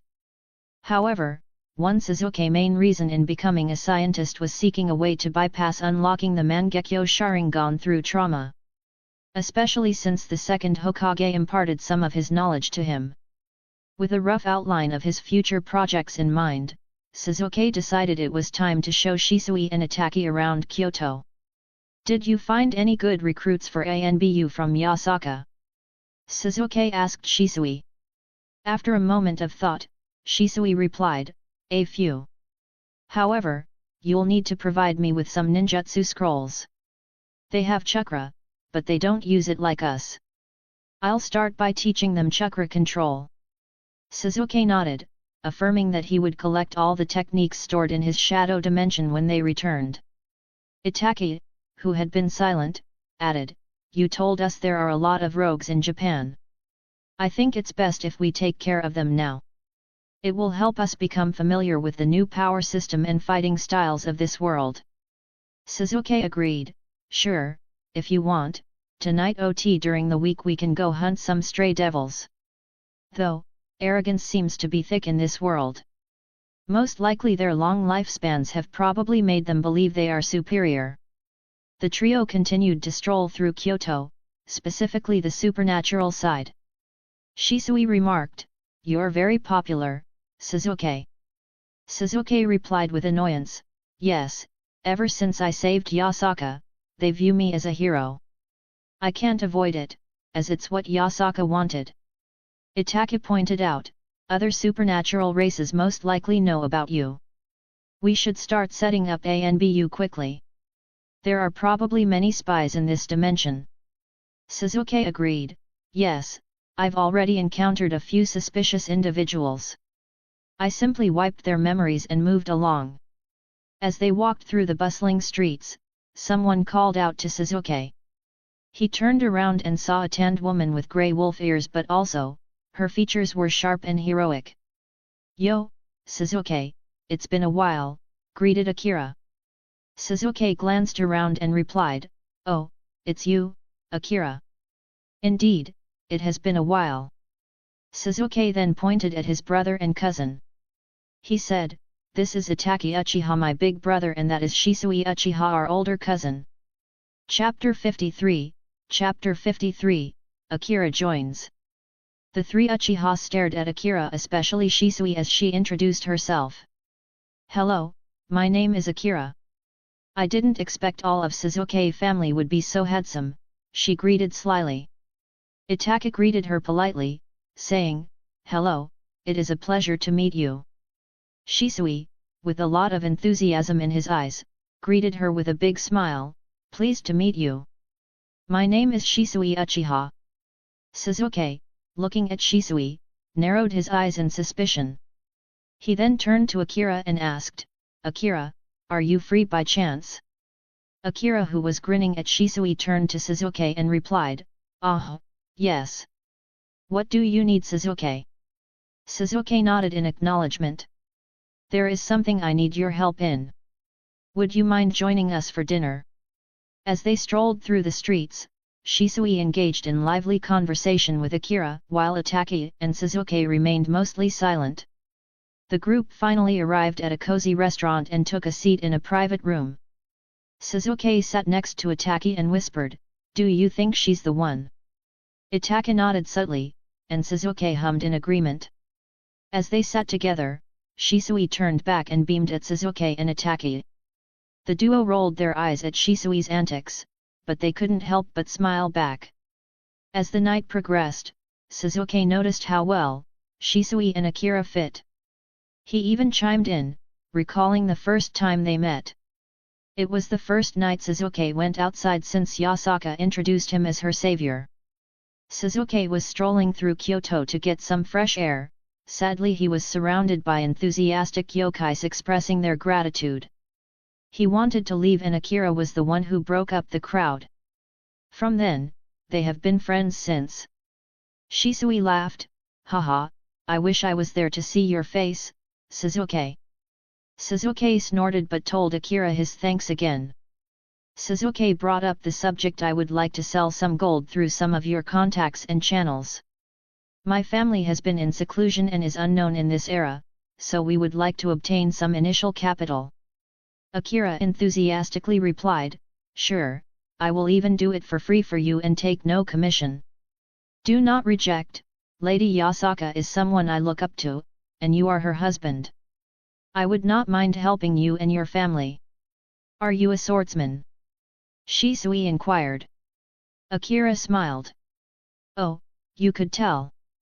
I wasn't even carrying my sword. I can feel family strength is extremely powerful, Sasuke and I would love to spar with them." Shisui said, "If you are free we can have a spar tomorrow."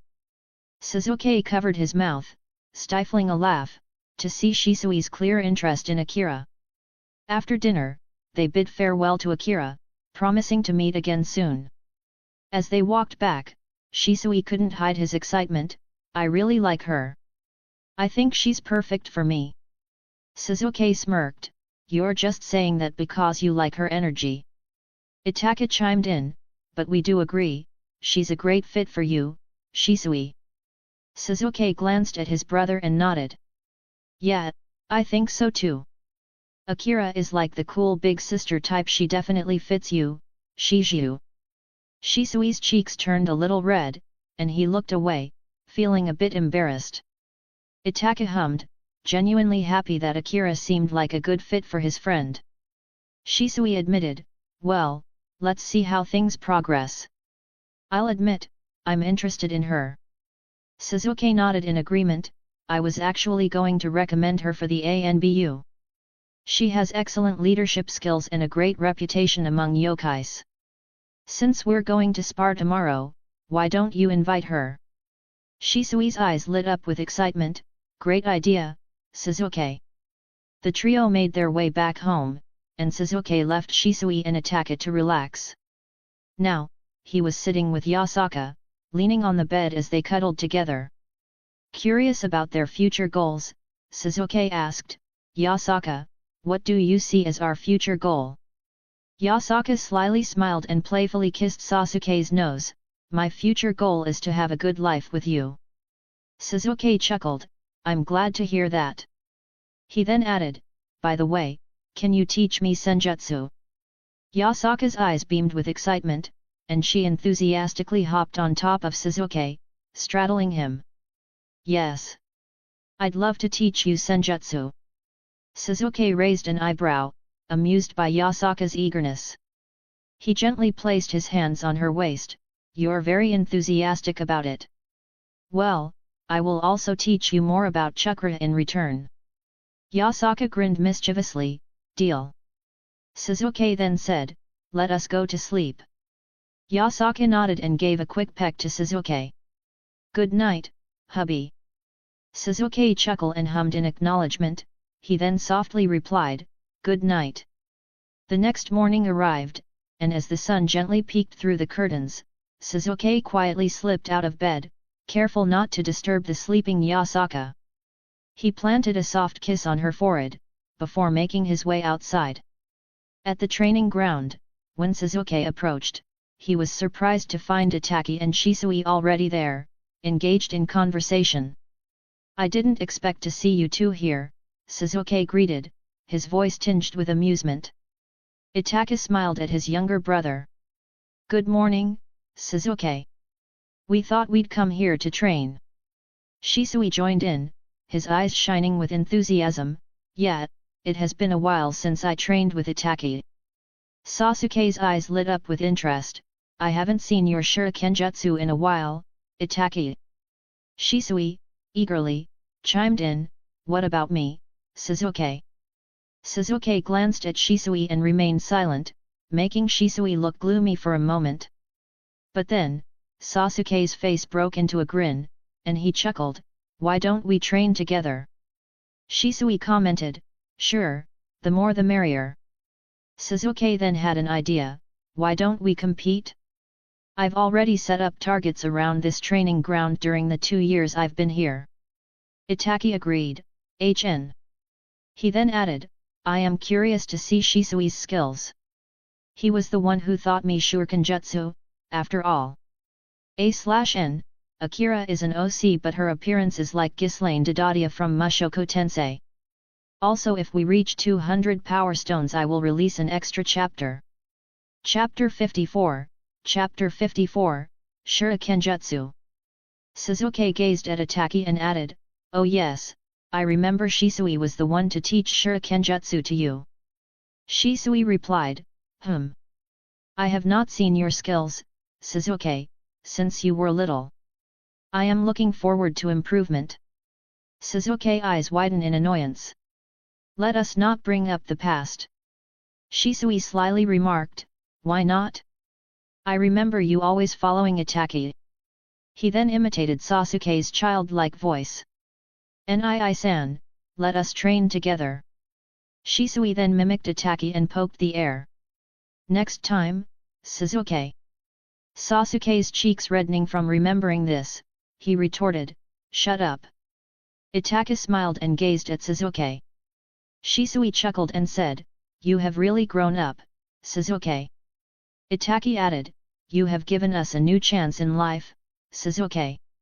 I am grateful for this opportunity." Sasuke gazed down, but his smile couldn't stop forming. Sasuke replied, "HN, follow me, there are tons of targets already set up." Shisui and Itachi smiled and followed Sasuke behind. They arrived in a forest with tons of targets that had a red dot in the center. Shisui stepped into the center with a confident smile. "I will go first, then."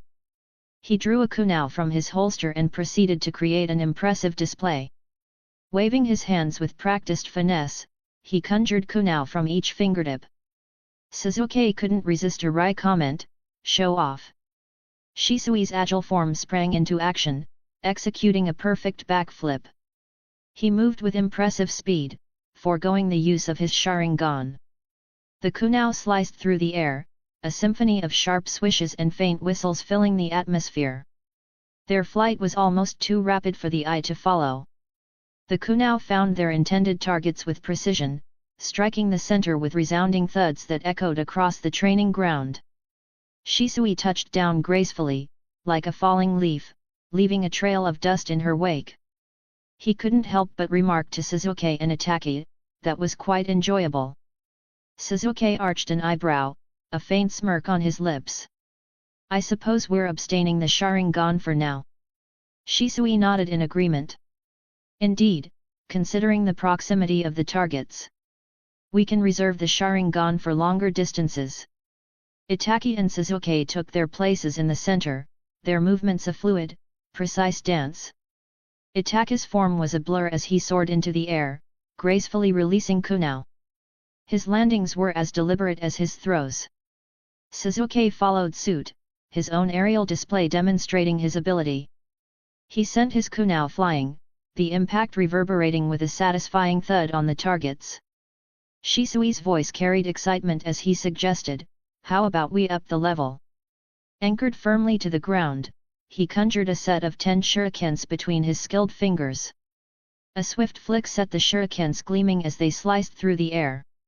The metallic clash echoed as 5 of the shurikens deflected off one another, altering their course. With calculated precision, the projectiles elegantly navigated past an intervening tree, finding their intended targets with satisfying hits. Sasuke acknowledged with a hum, his admiration evident and complimented. Pretty nice. Tension hung in the air as the trio, unwilling to back down, embraced the challenge. Adopting Shisui's prior movements, Sasuke and Itachi took up different positions. They launched sets of 10 shurikens at once, their lightning-fast movements creating a breathtaking display. With metallic sounds of clashing, their shurikens harmonized with each other as their trajectory altered and found their final marks. "This is becoming too easy," Shisui remarked, receiving nods of agreement from Sasuke and Itachi alike. A new challenge beckoned as Shisui produced 5 kunaus. His Sharingan activated, casting its crimson hue, and his gaze fixed far into the distance a precise 300 meters. Swiftly, he flickered high into the air. With precision, the kunaus streaked through the air. They wove in intricate patterns, altering their paths around intervening obstacles. In a deadly choreography, the kunaus deflected one another until, with an audible thud, they embedded themselves into the center of the distant target. Sasuke's chuckle conveyed his genuine awe. Yet, the Uchiha brothers were not to be outshone. Itachi replicated Shisui's feat, his similar movements.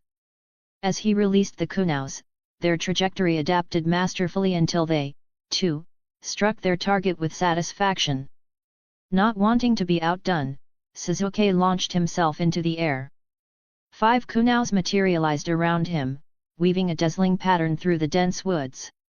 The glinting kunaus navigated the natural obstacles, the final thud marking their triumphant conclusion as they hit the wooden target. Looking at Shisui and Itachi with a dry expression, Sasuke remarked, "This is way too easy for us, don't you think? I have a matter to attend to, so I will see you all for breakfast." Without hesitation, Sasuke activated his shadow manipulation technique, and his entire body began to turn into mist. As he gradually faded from view, he added, "By the way, on my way here, I saw Mother, and she insisted that all of us attend breakfast. So try not to be late. See you in an hour." Shisui chuckled and gazed at Itachi, "His abilities are way too convenient." Itachi nodded. "Did you learn the teleportation magic circle yet?" Shisui beamed. "Yep. It is way too convenient to pass up this opportunity. Now I can move around with such ease. Though it's kind of weird since space-time ninjutsu is rare, most supernatural beings think this technique is a basic requirement." Itachi chuckled, realizing how true Shisui's words were. The forest fell into an expectant hush before Shisui spoke, breaking the silence. "All right, Itachi. Let's make this even more interesting," he said, a mischievous glint in his eyes. And so, they continued their training. Chapter 55, Chapter 55, The Hidden Soul. In Sasuke's shadow dimension, his misty form coalesced into a solid presence. "My liege," greeted Igris with utmost respect. Sasuke nodded, acknowledging the commendable job Igris had done protecting Kyoto in his absence. "You did great protecting Kyoto while I was away," Sasuke commended. Igris, still kneeling, replied humbly, "It is an honor to fulfill your orders, my liege." Sasuke took a moment to consider his next course of action before speaking again. "I will be sparring with you soon to help you break through from super rank. I will also introduce you to my family soon." Igris looked up, his eyes gleaming with gratitude. "I'm elated, my liege, that you were able to revive your family." Sasuke's lips curved into a small smile. "Me too, Igris. I am happy as well." Pausing for a second, Sasuke added, "I have some tasks I want you to redistribute to the shadow soldiers later." Igris replied dutifully, "I will obey, my liege." Sasuke gestured for Igris to follow as he walked towards the white ball, the container of the true Longinus sacred gear. "I will be separating whatever is trapped within that sacred gear. Protect me if anything goes out of the ordinary. Igris nodded in acknowledgement, as he was aware of what happened when his king received the Annihilation Maker. Standing in front of the true Longinus, Sasuke scrutinized the object keenly. His gaze narrowed with a mix of confusion and annoyance. Whatever is trapped inside there seems rather annoying. He had a premonition that whatever he was about to do would undoubtedly bring further annoyances into his already eventful life. He sighed, having stayed in this world for 2 years, I learned most of the important events. The deaths of the 4 original Satans, and knowing that the biblical god is injured and in seclusion after he sealed Trihexa, but I am certain this guy is dead. The angel faction have grown exceedingly secretive since then. In his mind, Sasuke devised a plan and thought, I will have Shisui infiltrate the church and use Komatsu Kami. We need spies in other factions to confirm matters related to the biblical god.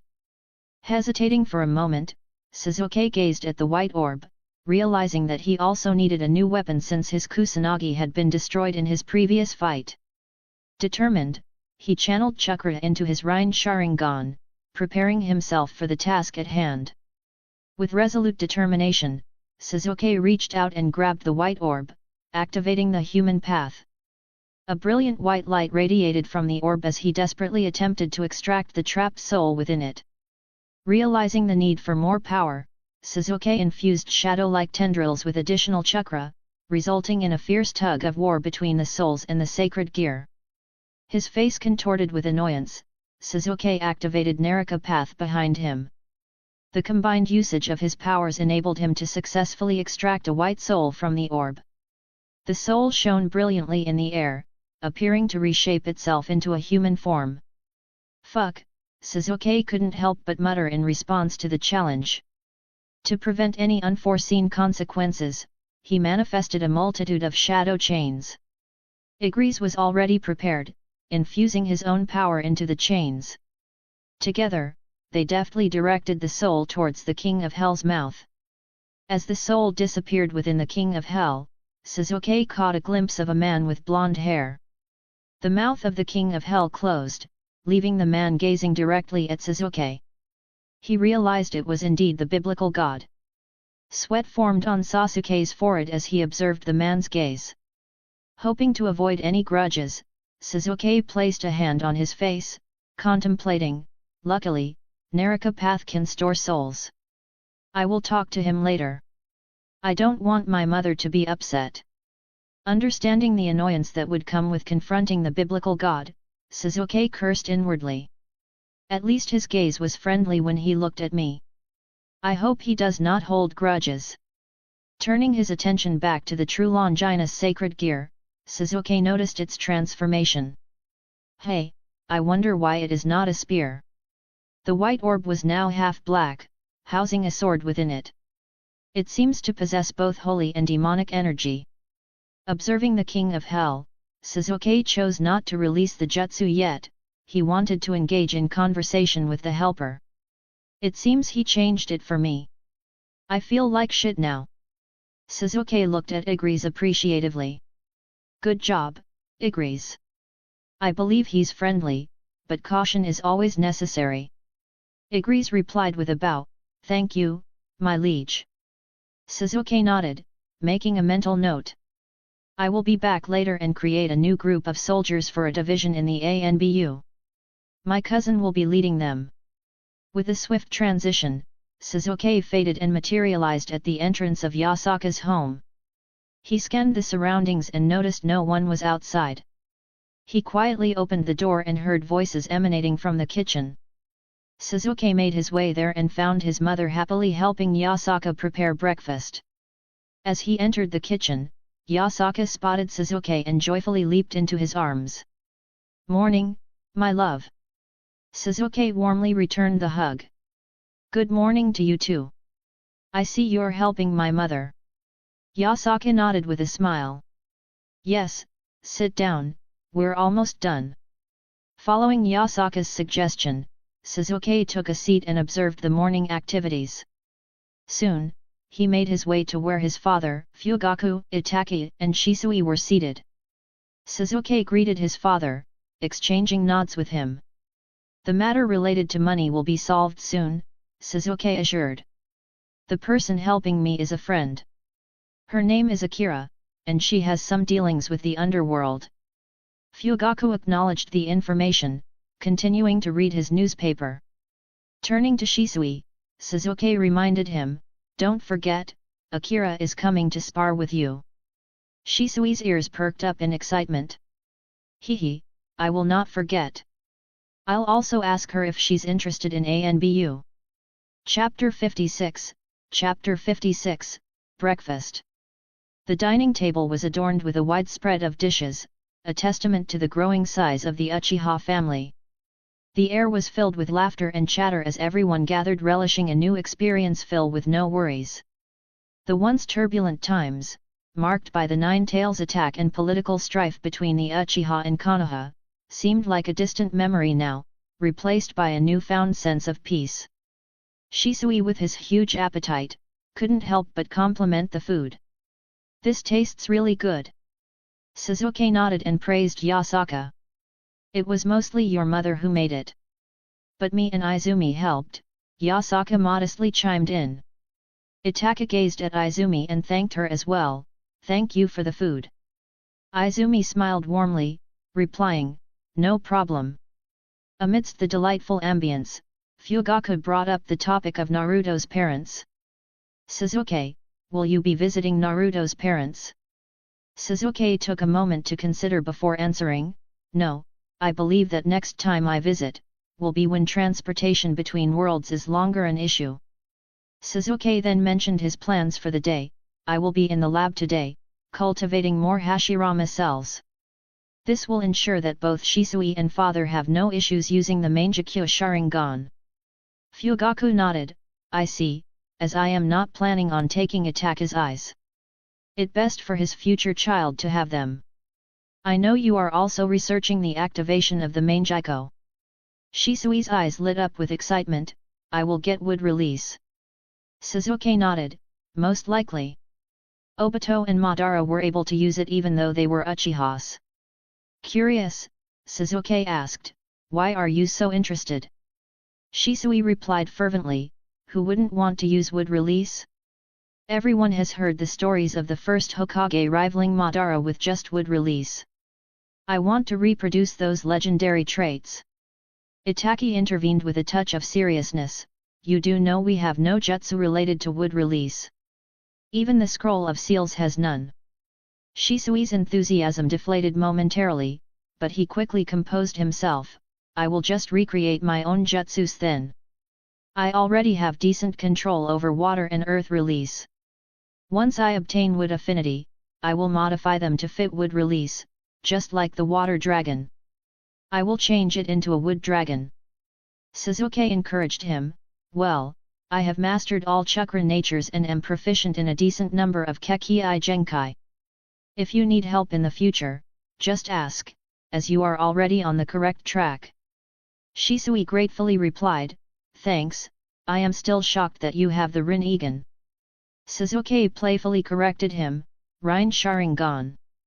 Shisui continued in awe, "Wow, even better. I never expected that the Sharingan is a weaker version of that dojutsu." Sasuke's smile widened slyly, "Well, actually, I will be close to or even better than the Sage of Six Paths soon." Itaki raised an eyebrow, intrigued, "How?" Sasuke's eyes gleamed with determination as he shared his plans. "Besides having the Rin Sharingan, when I obtained Hashirama cells, I combined them with my six-path chakra reserve. The sage granted me the yin half, and Naruto the yang half.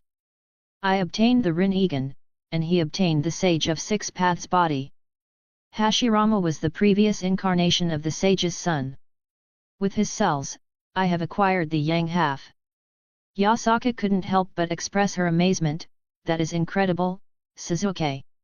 He held her arm affectionately and whispered softly, "You already have some of my six-path chakra. I cannot give more, but you will be able to surpass a lot of individuals in the future." Yasaka blushed, feeling the warmth of Sasuke's breath on her ear, and replied earnestly, "Thank you. I will not disappoint you." Sasuke tightened his grip, reassuring her, let us train together this week. After a satisfying dinner, Sasuke and Yasaka decided to take a leisurely stroll together, hand in hand. As they walked, Sasuke couldn't help but notice that Yasaka had not shown her fox features for a while. He gently asked, "I have not seen your fox features in a while." Yasaka looked at Sasuke with a charming smile, her eyes sparkling with warmth. In response to his request, behind her, 9 golden fluffy tails manifested, swaying gracefully, and a pair of golden fox ears adorned her head. Sasuke admired her transformation and said, "I hope you know, you can be in this form whenever you want, with me or even with my family." Yasaka's eyes softened with appreciation. I know. I will do it from now on." Sasuke gently patted her fox ears, causing her to blush. He couldn't resist playing with her ears, finding her absolutely adorable. Sasuke sat down by a tree, leaning his back against the bark, and invited Yasaka to sit sideways on his lap. She wrapped her 9 tails around them, creating a cozy and intimate space. Sasuke continued to stroke her ears lovingly, and Yasaka was in bliss, feeling like she was in heaven. Absently, Yasaka asked, "Do you like when I do this?" Sasuke smiled, holding her waist, and kissed her neck tenderly, "Very much. I enjoy every part of you." Encouraged by his affectionate gestures, Sasuke continued to kiss Yasaka's neck, eliciting soft moans from her. He asked playfully, "It seems you have your shadow clone doing all your work." Yasaka turned around, her eyes filled with desire, and made her way to Sasuke's lips, nibbling on his bottom lip softly. "I have the ability to divert my tasks to clones. Now I can spend more time with you." Sasuke responded passionately with a kiss, tasting Yasaka deeply. They passionately embraced, with Sasuke's tongue exploring Yasaka's mouth and Yasaka eagerly sucking on it. They enjoyed each other's taste and both gazed at each other passionately. "You taste good, Sasuke." Sasuke chuckled and kissed her nose. "Come, let us head back inside. I know you are already looking forward to tonight." Yasaka shamelessly replied, "Definitely." Chapter 57, Chapter 57, Amaterasu time? Sasuke left his lab after successfully cultivating a patch of Hashirama cells. His main goal was to ensure that Shisui and his father's DNA were compatible with the cells, which would likely enhance their regenerative properties. As he walked outside, he pondered the idea, should I give Itachi some as well? I know that ever since Itachi regained his body, his ailments have vanished, but providing him with these cells could further improve his healing abilities during fights. After a productive time in his lab cultivating Hashirama cells, Sasuke left to take a stroll outside. As he walked, he spotted a woman with black hair, but she emitted a radiant glow. Recognizing her as Amaterasu, he couldn't help but smile. She picked up her pace and waved at him, to which he responded with a warm hug. "Hello, Sasuke," she greeted. He hugged her, feeling joy at her presence.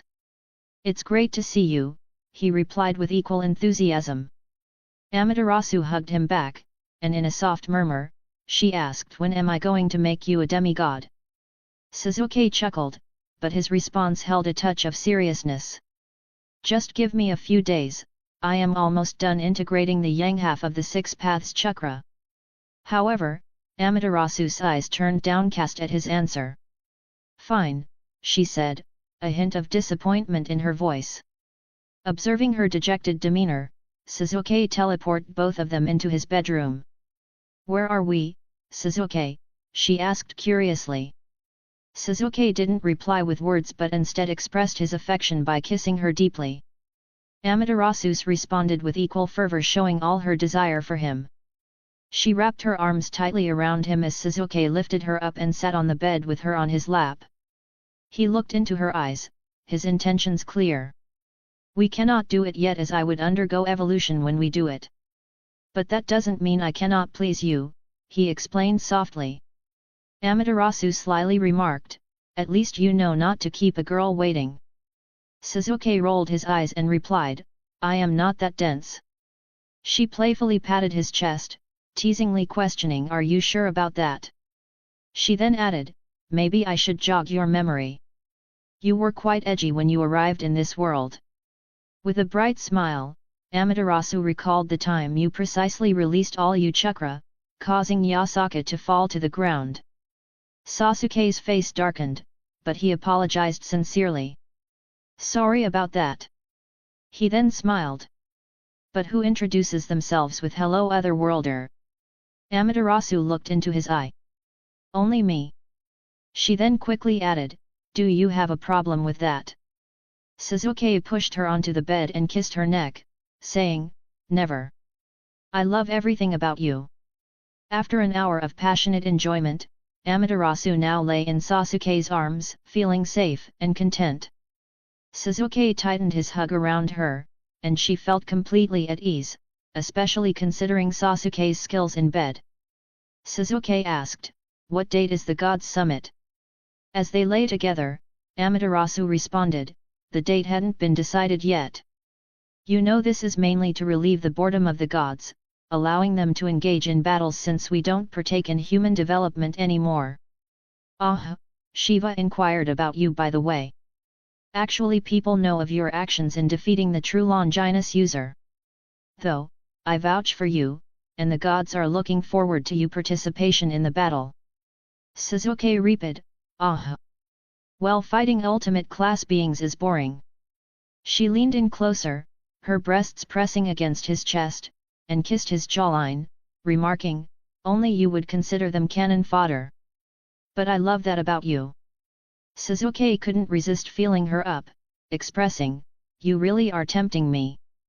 Amaterasu didn't mind his touch and continued to trail kisses down his chest. She said, you are different, you can control your lust. She then playfully shared. But Yasaka told me when it is released you are hungry wolf. Sasuke feigned surprise and playfully slapped her butt. Amaterasu didn't care about Sasuke's actions. She continued. By the way, the Archangel Gabriel will be visiting Yasaka soon. Well, me too, you will actually be really surprised when you see her. Sasuke rolled his eyes. Ah, if she is Yasaka friend, I guess I will meet her. Plus I actually am really interested in the angel faction. Amaterasu replied, she is my friend too. Gabriel is such a sweet girl. Every time I see her, I want to pinch her cheeks. Sasuke retorted, only a grandma does that. She playfully glared and humphed from Sasuke's remark. Sasuke then seriously asked, have you seen the biblical god recently? Amaterasu thought for a second. Since the death of the four Satan. We know he is injured and is in cell-cusion. So no. She then asked, why ask? Sasuke thought for a second, she is my lover and a lie, it is best I inform her at least some of my concerns. Sasuke looked at her and said, I have obtained 2 Longinus's Annihilation Maker and True Longinus. Amaterasu eyes widened in surprise. That is really great. Sasuke continued, are you allies with the biblical god? Amaterasu replied, well, I have a decent relation with Yahweh. He was an advocate for peace and didn't really mess with my pantheon. Sasuke hummed in agreement. Weighed the pros and cons, maybe this guy's soul will be beneficial in the future. I will contact him later. Sasuke sensed someone was approaching outside the door. Yasaka walked in but had a teasing smile on her face. I wanted to join. Sasuke chuckled and gestured for Yasaka to lay next to him. Yasaka gazed at Amaterasu and said, I see you have not gone all the way yet. Amaterasu glared. Humph, soon. Sasuke chuckled and pinched Yasaka's nose. Ouch. Yasaka then leapt into his arms. Rub it for me. It hurts, she coquettishly said. Chapter 58, Chapter 58, New Weapon. A few days had passed, and Sasuke made his way to the training ground where he knew Akira and Shisui would be sparring. As he approached, he heard the clanking of metal and saw 2 figures moving at incredible speed, their swords clashing with intense force. Sparks flew from the collisions, illuminating the training ground. Sasuke stood still, observing Akira's sword skills with keen interest. He was impressed by her mastery, which seemed far superior to Shisui's. However, Shisui had an advantage in speed and overall power, making the match a captivating display of skill and strength. Suddenly, the clashing of swords came to a halt, and Akira was on the ground, panting from their spar. "Your swordsmanship is truly outstanding, Akira," Shisui praised. Akira humbly nodded. "But I still have much to learn. I will not back down, though."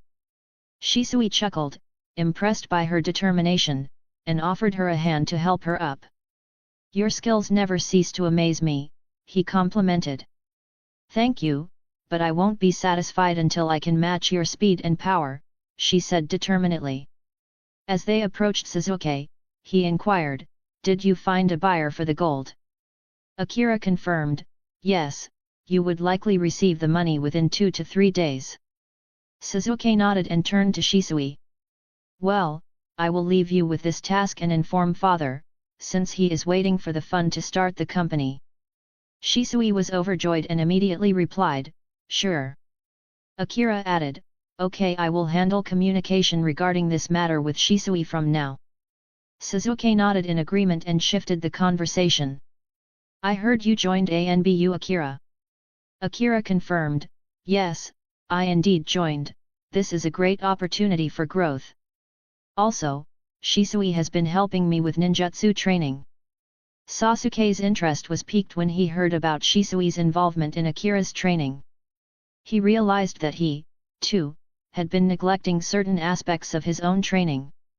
He made a mental note.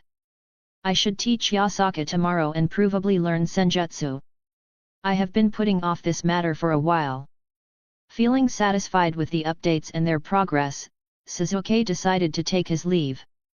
Before departing, he made plans with Shisui for the following day, inviting him to visit his lab. Sasuke's heart was content after meeting with Akira and Shisui. He chuckled and softly muttered, "I am looking forward to their relationship. They actually really suit each other." With his family settling down and ANBU starting up well, he felt confident Kyoto will be more safe even if he was not there. However, there was another task on his mind. He sighed, "I need to see the biblical god now." He walked away from the training ground, allowing his body to dissolve into black mist as he returned to his shadow dimension. Igris was there to greet him, loyal as always. Sasuke's gaze fell upon the King of Hell's head, still protruding from the ground with its jagged teeth and a pair of Rinnegan eyes. He knew he would have to confront the biblical god's soul soon. Turning his attention to the true Longinus, he noticed the now transformed sword. It no longer resembled the spear it once was. Contemplating the change, Sasuke spoke, "I need a new name for it." His mind raced with possibilities, but he knew that whatever name he chose, it would be more than just a mere weapon. It had the both holy and demonic energy, but it also was a sacred geared. Specifically, it manifested from the strongest sact-geared true Longinus, that the biblical changed for him.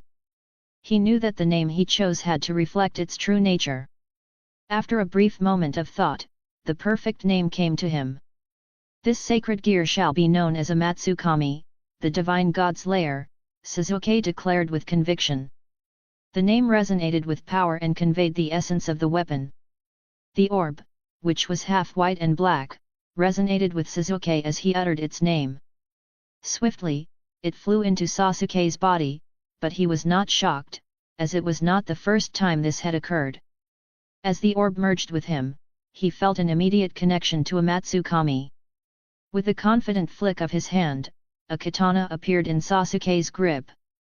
The blade was reminiscent of his former kusanagi, but it now bore a striking difference. The katana's color was a deep, obsidian black, with elegant white streaks rippling through the blade, adding an aura of ethereal beauty to the weapon. Sasuke gazed at the newly transformed Matsukami with a sense of satisfaction. The sword seemed to resonate with his chakra, and he could feel its immense power coursing through him. He tested its weight and balance, finding it perfectly suited to his fighting style. "This is impressive," Sasuke muttered, a small smile forming on his lips. He was in awe of the weapon's new form and the energy it emanated. It felt like a perfect extension of himself, and he knew that with a Matsukami in hand, this weapon would be with him for life.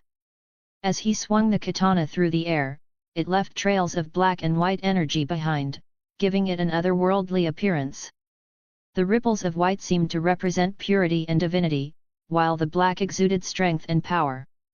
It was a weapon that embodied both holy and demonic, making it a fitting representation of Sasuke's own dual nature. With a new weapon in his arsenal, Sasuke's focus shifted back to his upcoming encounter with the biblical god's soul. Sasuke wanted to curse and sigh in annoyance. Why did this guy leave his soul in the sacred gear? I really don't want to get caught up in their faction at all. The biblical faction is too messy even for my standards. Chapter 59, Chapter 59, Biblical God 1/2. Sasuke approached the King of Hell and glanced at Igris. They both exchanged a nod of understanding. If things took a turn for the worse, they knew they had to team up. After all, their opponent was no ordinary individual, as he had the ability to seal Trihexa. Now standing firmly in front of the King of Hell, Sasuke activated his Rain Sharingan, causing its mouth to slowly creak open. The sharp teeth were exposed, making a sinister cracking sound. As the mouth opened wider, its long, serpent-like tongue slithered out, and the interior revealed itself an abyss of pitch-black darkness. Sasuke took a moment to study the abyss within. He could sense an eerie aura emanating from the depths. I wonder how this works. Since the biblical god's soul is trapped in here, would it heal? He decided to take a step forward, approaching the edge of the darkness. He activated his Sharingan to observe his surroundings clearly since it was difficult to see. Standing within the dark abyss of the King of Hell's mouth, Sasuke heard the faint sound of footsteps echoing through the empty space. He remained still, his senses on high alert as he waited for the approaching presence to reveal itself. Slowly, a silhouette emerged from the darkness, gradually stepping into the light.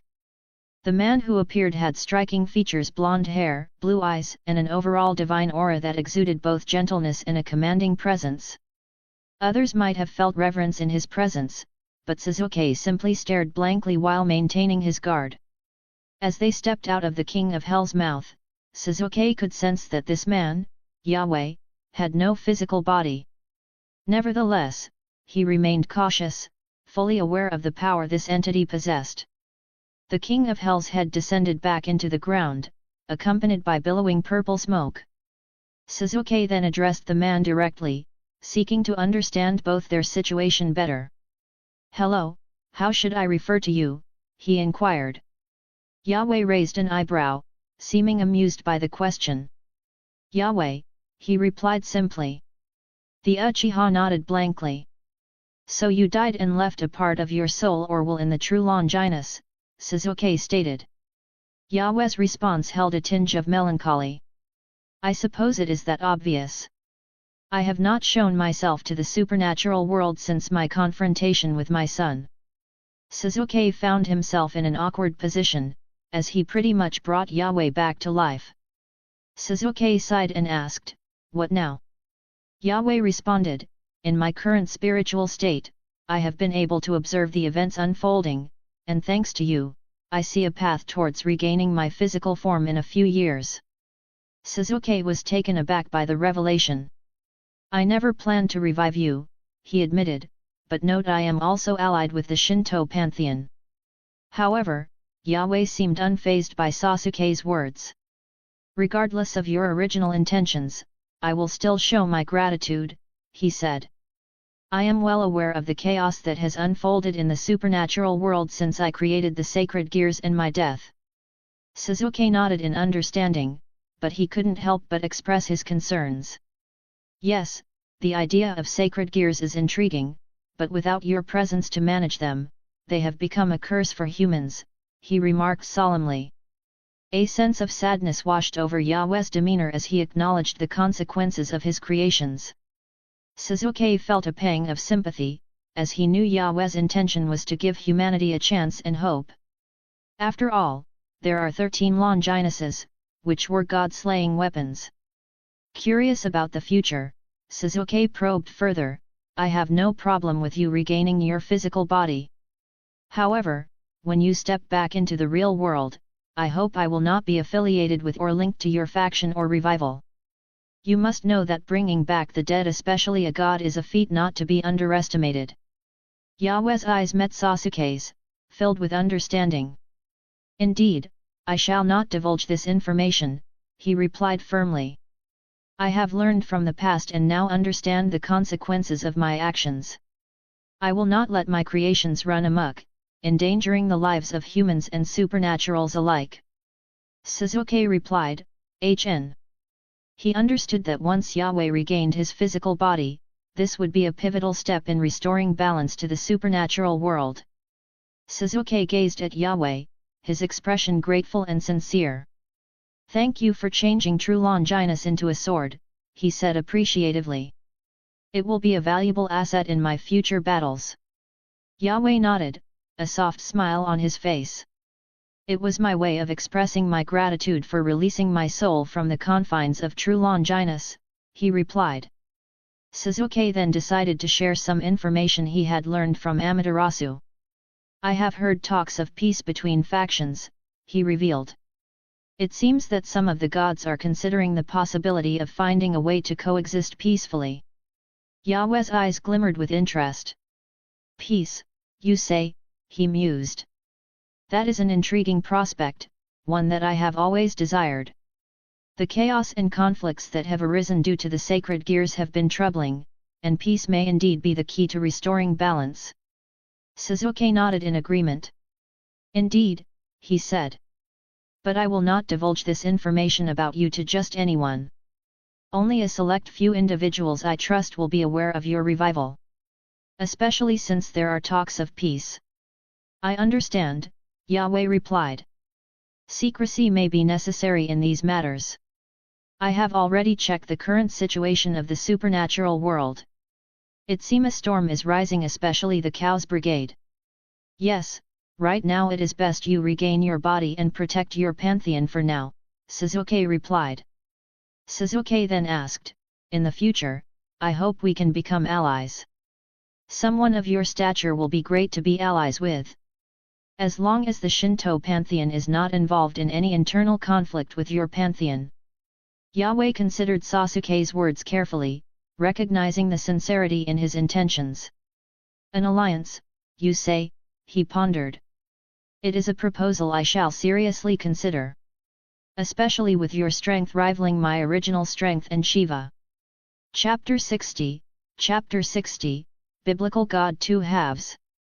Sasuke's curiosity was piqued by Yawe's mention of his strength being similar to his own. He raised an eyebrow in surprise, not expecting such a comparison. You're saying my strength is on par with yours? Sasuke asked, a hint of satisfaction in his voice, because since arriving in this world he no one to compare his strength to. However, he also realized that he still had much further to grow, especially if he wanted to face formidable opponents like Great Red. But he also knew these beings have long lifespans with vast combat experience, which is major advantage over him. I need to fix this issue, he thought. Yawe chuckled at Sasuke's reaction, finding amusement in the young man's modesty despite his incredible power. Indeed, you are quite strong for someone so young, Yawe remarked. At just 19 years old, you already rank among the top 5 in this universe. That is no small feat. Sasuke nodded, accepting the compliment, but he knew he needed a grounded perspective. I appreciate the praise, but I'm well aware that there are still powerful beings out there that I must surpass, he replied. Great Red, for instance, is still someone I will have trouble with. Yawe nodded in agreement. Ah yes, Great Red, the guardian of the dimensional gap, he said. For an outsider, it seems he trusts you. His duty is guarding the dimension from outsiders like you. I have met a few outsiders, but they were all hostile. Sasuke recalled his encounter with Great Red, realizing that the dragon must have seen something in him to allow him to remain in this world. I have met him once, Sasuke admitted, but he didn't seem interested in fighting me. He simply passed by without any confrontation. Yahweh seemed intrigued by Sasuke's interaction with Great Red. Most likely, he mused. It seems your universe is not simple, as someone so young is able to get such formidable strength. Sasuke sighed, knowing hiding his origin was impossible in front of Yahweh. It seems you already know. Well, my world is vastly different from this one. Yahweh's curiosity was piqued by Sasuke's comment. I would be interested to learn more about your comment, he said. But there will be time for that later. I will be here for a while. As Sasuke decided it was time to leave, he made one last comment: Gabriel should be visiting Yasaka and Amaterasu. Yahweh's mood turned gloomy as he replied, I see. My daughter must be devastated since my death. Sasuke remained silent. When he lost his entire clan and parents, his life was gloomy. He sympathized with Gabriel, understanding the pain of losing one's parents. However, he had heard that the Archangel Gabriel was a friendly and pure being, and he couldn't help but feel curious about her. I hope she is doing well, Yahweh continued. Is it possible for her to visit me? Sasuke raised an eyebrow, carefully considering the request. Only a select few knew about his own dimension, and he was hesitant to reveal it to anyone else. Finally, he sighed and agreed, I will allow her to visit, but I hope you'll ensure that she doesn't disclose my ability related to this dimension. And she will be the only one allowed to enter. Yahweh's mood brightened at the prospect of reuniting with his daughter. Thank you, Sasuke. I will advise her not to tell anyone about you, he promised. With their agreement in place, Sasuke turned to Igris, stating, I will be leaving, but I will bring you back to the real world. Igris acknowledged Sasuke's order, and in an instant, Sasuke's entire body, along with Igris, turned into mist, fading away from Yahweh's dimension. Watching them leave with amusement, Yahweh mused to himself, it seems the gathering of gods will be interesting. It's disappointing that I won't be able to see their reactions to Sasuke. Sasuke and Igris materialized back into the real world in their mist form. Sasuke didn't immediately return to his physical body, instead, he scanned his surroundings, searching for Shisui. As he spread his chakra to the area, he sensed Shisui in the temporary location for the ANBU. With Igris at his side, they moved swiftly through the shadows, heading towards Shisui's location. Using their mental connection, Sasuke communicated to Igris, I want you to spar with my cousin, Shisui. After your fight, I will show you the new army that will be under both yours and Shisui's command. Igris nodded in response, understanding his orders. Sasuke stood back, hidden in the shadows, as he watched Shisui alone in one of the training rooms. He signaled to Igris to proceed, eager to see how their sparring session would unfold. Igris was observing his master's order to start, and the tension in the air was apparent as Igris, the towering Shadow Knight, summoned his massive sword and materialized in front of Shisui. Igris's towering presence, standing at 10 feet tall, exuded an aura of power and dominance, while his purple glowing eyes seemed to pierce through Shisui's very soul. Shisui activated his Sharingan, his own eyes glowing crimson, unfazed by the imposing figure before him. His time in ANBU had honed his instincts, and he was acutely aware of the impending danger before Igris appeared. Shisui's heart raced as the black shadow appeared with its menacing purple eyes, anticipating the swift strike that would follow. With lightning speed, Igris swung his massive sword towards Shisui, who reacted quickly, using his substitution jutsu to replace himself with a wooden log, leaving the Shadow Knight slicing through it in a puff of smoke. Shisui then appeared a few meters away, ready to take action. Igris's eyes narrowed in response to Shisui's quick evasion, impressed by his opponent's skills. Sensing that this would not be an easy fight, he readied himself for the next assault. His armor seemed to gleam in the dim light of the training room. Standing far away, Shisui pulled out his tanto, and his Sharingan spun quickly, analyzing all his opponent's minuscule movements. He was strategizing what his opponent's next move would be. He used his Sharingan to his advantage to predict his opponent's movements through its kinetic vision. Chapter 61, Shisui vs Igris. The tension in the air was noticeable as Shisui's Sharingan spun, locked onto Igris in a tense standoff. The two opponents sized each other up, waiting for the perfect moment to strike. However, Shisui began to smile. "Sasuke, I know you are there. It seems you really underestimate me." Sasuke, hiding in the shadows, smiled in amusement. He thought, these two are specialized in speed. I wonder who will win. The moment of stillness shattered as Shisui made his move, flashing towards Igris with incredible speed. His Tanto glinted in the light as he aimed a precise strike at Igris' head. However, Igris was not to be underestimated.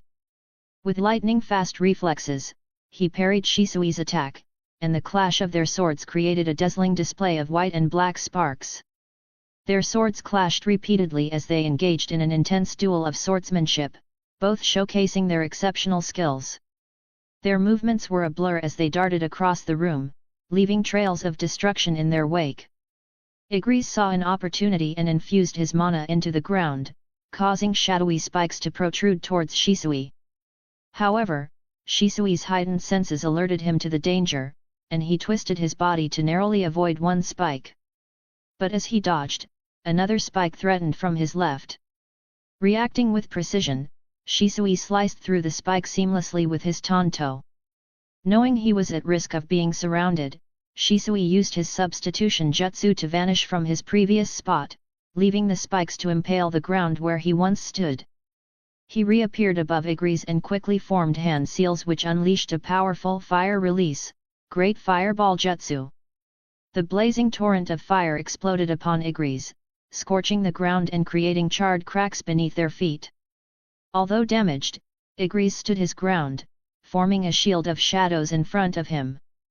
But the intense heat caused the shield to crack, and part of Igris' body was engulfed by the flames. Igris' shadowy form rippled in the shadows as he stood without an arm and took the fiery attack. Although he is missing a limb, he is not in pain, he only feels irritated.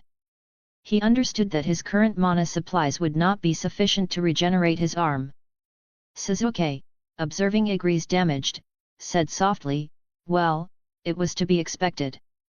Shisui, seeing that his attack was fruitful and Igris was damaged with a missing limb, decided to take it up another notch.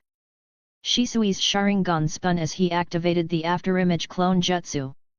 Countless images of Shisui appeared, surrounding Igris. The clones moved in a blur, and Igris' purple eyes glowed as he tried to keep track of them all.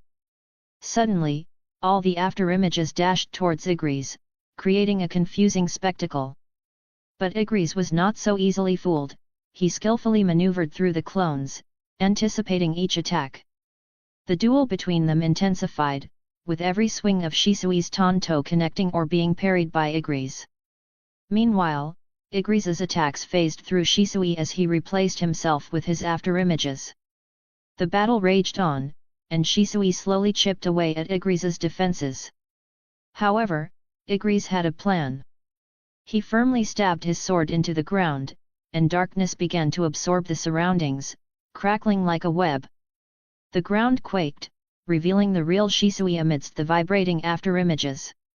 After absorbing the shadow, Igris recovered his lost arm and swung his sword, sending a dark arc in the direction of Shisui.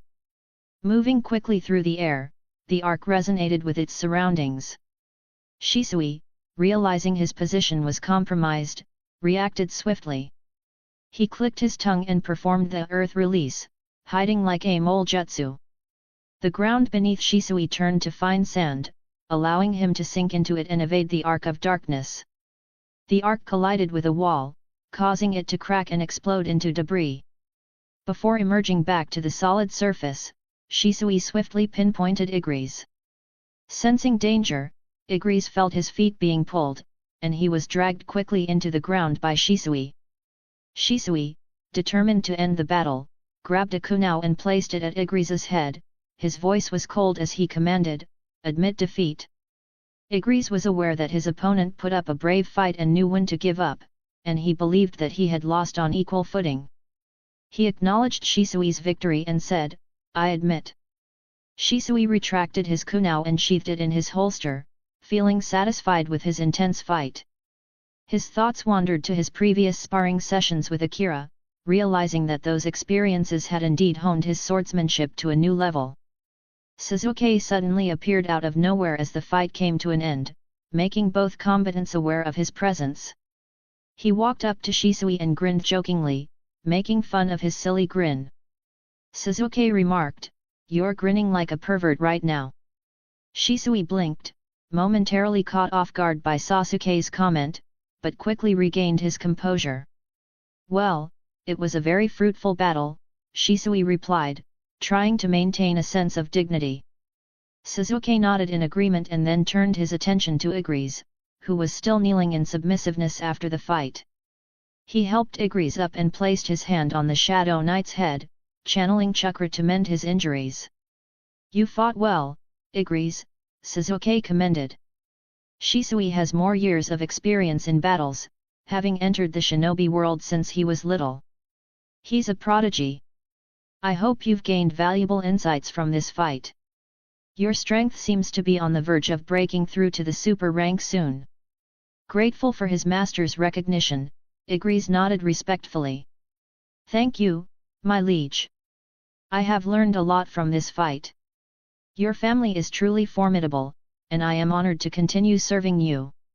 Shisui smiled warmly as he approached Igris, admiring his opponent's skills. "I hope we can spar again sometime, Igris.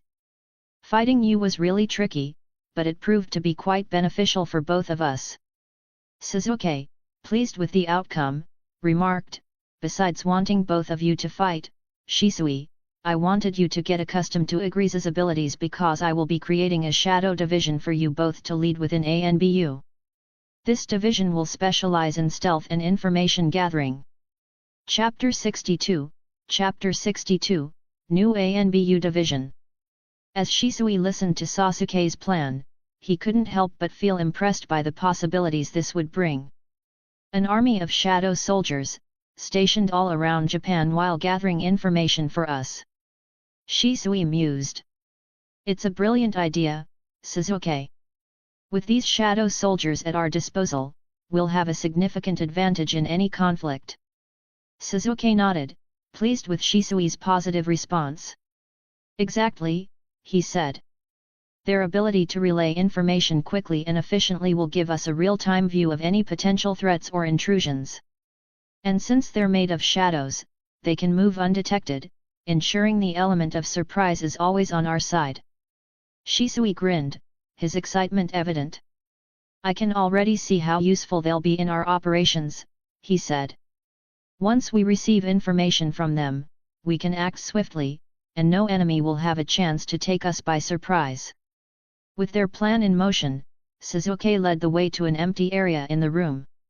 He focused his chakra into his Rhine Sharingan but also Annihilation Maker.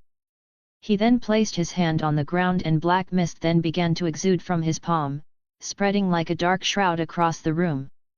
As the black mist filled the area, it started to ripple and writhe like waves, separating into 100 individual black blobs.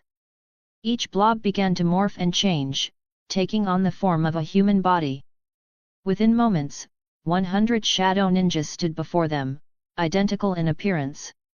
Their black robes billowed around them, and their faces were concealed behind masks, leaving only their glowing purple eyes visible. The shadow ninjas knelt down in perfect and orderly lines, ready to follow Sasuke's commands. Sasuke gazed back at Shisui, a sense of determination in his eyes. "These shinobi are made out of my darkness manipulation, but I also infused my sacred gear, Annihilation Maker, into them," he explained. Shisui went towards the rows of shinobi cloaked in darkness and inspected them. "They will be quite difficult to locate. It is best no one knows about this division besides our close confidants." Sasuke placed his hand under his chin in contemplation. "I agree, the less people know, the better. This will be similar to Root," Shisui coughed upon hearing the term root. Let us not name it that. Too many bad memories and it leaves a bad taste in my mouth, he remarked. Sasuke was amused by Shisui's reaction and replied, "You are right. While the name may sound fitting, it holds a disgusting history for us." They both decided to brainstorm for a new name that would reflect the division's abilities to move through shadows effortlessly. Suddenly, they sensed Itaki approaching them. Itaki greeted them warmly and inquired about their discussion. Sasuke, seeking his brother's input, asked, "What would be a good alternative name for our division, instead of root?" Itaki furrowed his eyebrows at the mention of root, clearly disapproving of the name. "Why don't we call it Dark Ops?" he suggested. Sasuke and Shisui softly muttered the name to themselves, feeling that it resonated well with the theme of their unit. "That sounds good. It is best we came up with so far," Sasuke declared, with Shisui nodding in agreement. Sasuke then gestured towards all the kneeling shadow shinobi. "This will be a new division stationed around Japan for information gathering," he announced proudly. Shisui added, "Indeed, this division will be kept private, only for us and a select few to know about. Agrees, and I will lead it." Itaki observed the shinobi lined up and nodded in approval. "They seem well suited for the task. Are we planning to plant spies in other factions and station them in different supernatural realms?" he inquired. Sasuke remained silent, deep in thought. After a moment, he responded, "Eventually, yes. But for now, this is a trial run. Given the vast scope of the supernatural world, I will have to create more of them in the future." Sasuke felt a sense of satisfaction as he looked at his newly formed division, ready to execute their mission. Agrees stepped forward, his purple eyes gleaming with determination. Standing beside Shisui, Sasuke addressed them both. "Agrees, you'll be the leader of our new division Dark Ops. But don't worry, Shisui, you'll be the CO leader. However, Agrees won't be involved in gathering information directly. As you saw during your fight, his power is rapidly approaching the super rank." Shisui couldn't help but chuckle at the thought. Having someone as powerful as Agrees focused on intelligence gathering does sound a bit unusual. Sasuke nodded, a smile forming on his face. "Exactly. His role will be our first line of defense. If an enemy appears within range of one of the shadow shinobi, Agrees will swiftly switch places with them, and I'll be notified immediately. If the opponent proves too formidable, either of us will step in to handle the situation." Itaki, who had been silently observing, spoke up. "That seems like a well-thought-out plan. If the time comes, I will confront the enemy." Shisui nodded in agreement. "Yes, this will play to our strength as shinobis." Sasuke then addressed all the shadow shinobi lined up before them, their faces concealed by black masks. "Now disperse and circulate throughout Japan, especially in key areas where supernatural activities are known to take place. Begin gathering information and relaying it to one another and, ultimately, to Agrees and Shisui. We need to know the weaknesses and strengths of other supernatural factions." In unison, the cloaked figures responded, "Yes, Commander." Like a sea of shadows, they quickly disappeared from the room, each heading in a different direction, their movements swift and silent. Sasuke watched as the black trails vanished into the distance. He knew that with this new division, their intelligence-gathering capabilities would be unmatched. Now, they were one step closer to gaining the upper hand in the world of the supernatural. Chapter 63, Shisui's Hate. As Sasuke watched the shadow shinobis disappear, he was content with the progress his family and himself had made in this world. "Well, we've taken the first step in entering the supernatural world," he said, with a hint of satisfaction in his voice. Shisui grinned, knowing this new ANBU division would bring valuable intel they would gather. Itaki as well was gently smiling. He said, "It seems everything is going well." Turning serious, Sasuke brought up a concerning issue. "What should we do about the devils residing in Uchiha? It is rented to a devil whose name I believe is Claria Bale. The mention of devils immediately put Shisui on edge. We should monitor them 24/7. I don't trust the devils, based on all the intel I've gathered, he stated firmly. It's best when an opportunity arises and they fuck up. We ban devils from entering Japan. Sasuke noticed the intensity in Shisui's tone, and Itachi also sensed his cousin's disdain for the devil faction. Sasuke asked in concern, "What's the matter? You seem to have a vendetta against them." Itachi chimed in. "I see you despise them, but calm yourself, Shisui. You already know, hate is a fueling factor for us Uchihas." Shisui was touched by his cousin's concern and managed to calm his mood, but he couldn't help but think of Akira. He smiled sadly. "You both should know that I'm interested in Akira. We've grown close, and we are dating," he confessed, clenching his hands, remembering Akira talking about her past. Shisui's voice quivered as he spoke about Akira's past. Akira is an orphan. When she was young, she lost both her parents as devils were chasing after them, especially her mother, to join their peerage, he said with disgust. Those evil pieces they use aren't simple objects. They most likely have servitude enchantments, making those who possess them submissive to their kings. Sasuke and Itachi nodded in understanding, as they already thought this might be true. Shisui continued with a heavy heart. He said, "Her father bravely fought against the devils to give her and her mother time to escape. However, he lost his life in the battle. Months later, that same devil found them hiding." Shisui paused, gathering his emotions. Her mother was already in a deep depression after losing her husband. In a desperate act to protect Akira, she used an artifact to teleport her away. Thankfully, Yasaka found her near Kyoto and took her in. However, her mother couldn't bear the thought of becoming a slave and pet to the devil, so she chose to end her own life, he finished, the pain evident in his voice. Sasuke and Itachi remained silent, giving Shisui the space he needed to gather his emotions after sharing Akira's past. They both digested the weight of the story they had just heard. Sasuke understood the pain and loneliness Akira went through as he lived his life for the sake of revenge. With newfound admiration for Akira, Sasuke expressed his respect. "I had no idea Akira had had such a difficult life. She always presents herself as brave and honorable. I deeply respect her, even more for her strength." Shisui smiled faintly, recalling his conversation with Akira. "Yes, I asked her if she wanted revenge, but she refused. It surprised me, and I inquired if she had already sought it. But she simply wishes to follow her parents' legacy, living a good life and pursuing the path of a swordsman, like her father did." Itachi gently patted his cousin's shoulder, comforting him. "She is really admirable. It is best we put aside the matter related to devils for a little while." Shisui sighed, grateful for their understanding. "I know. I just can't believe the devils get away with their actions. I hope that we can protect Japan and the yokai community from their influence." Sasuke nodded in agreement, saying, "Well, that is exactly my goal. When the Gods Summit arrives, we need you both to rank in the top 10 or 15 at least. With a high standing, there will be no opposition when we create an academy where devils cannot recruit or fallen angels cannot harm the students."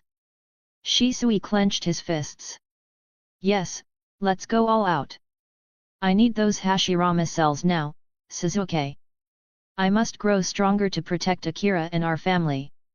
Sasuke smiled at his cousin's resolve and then turned to Itachi, addressing his brother, "It's time to obtain my eyes. Don't feel bad, Itachi, strength is essential in a world as lawless as this." Itachi smiled, feeling reassured by Sasuke's understanding. "I see. Then I suppose it is indeed time." With the trio shared determination, Sasuke concluded, "Let us become stronger now. We have a deadline of 4 years before the Gods Summit." Shisui replied, "Great, and within that time, we'll gather a wealth of intel. We won't be caught off guard in our future battles." As the excitement radiated from Sasuke and Shisui, Itachi couldn't help but feel his own enthusiasm showing. Itachi suggested, we should engage in more sparring sessions to refine our skills further. But beyond that, we must seek real battles to truly grow. Venturing out into the supernatural world will not only hone our abilities but also solidify our reputation. And while we're at it, we can cleanse the world of those rogues, leaving a mark of our presence.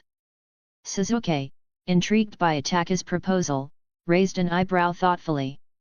You're right. Us three, training together will be beneficial because we can cover each other's weaknesses and hone our strengths. But, this will also give us an opportunity to learn different mana-related abilities. Our Sharingan will adapt better when exposed to a diverse range of supernatural techniques. Shisui nodded eagerly, embracing the idea. Exactly. We will show them the might of the Uchihas. New chapter is coming soon. Write a review.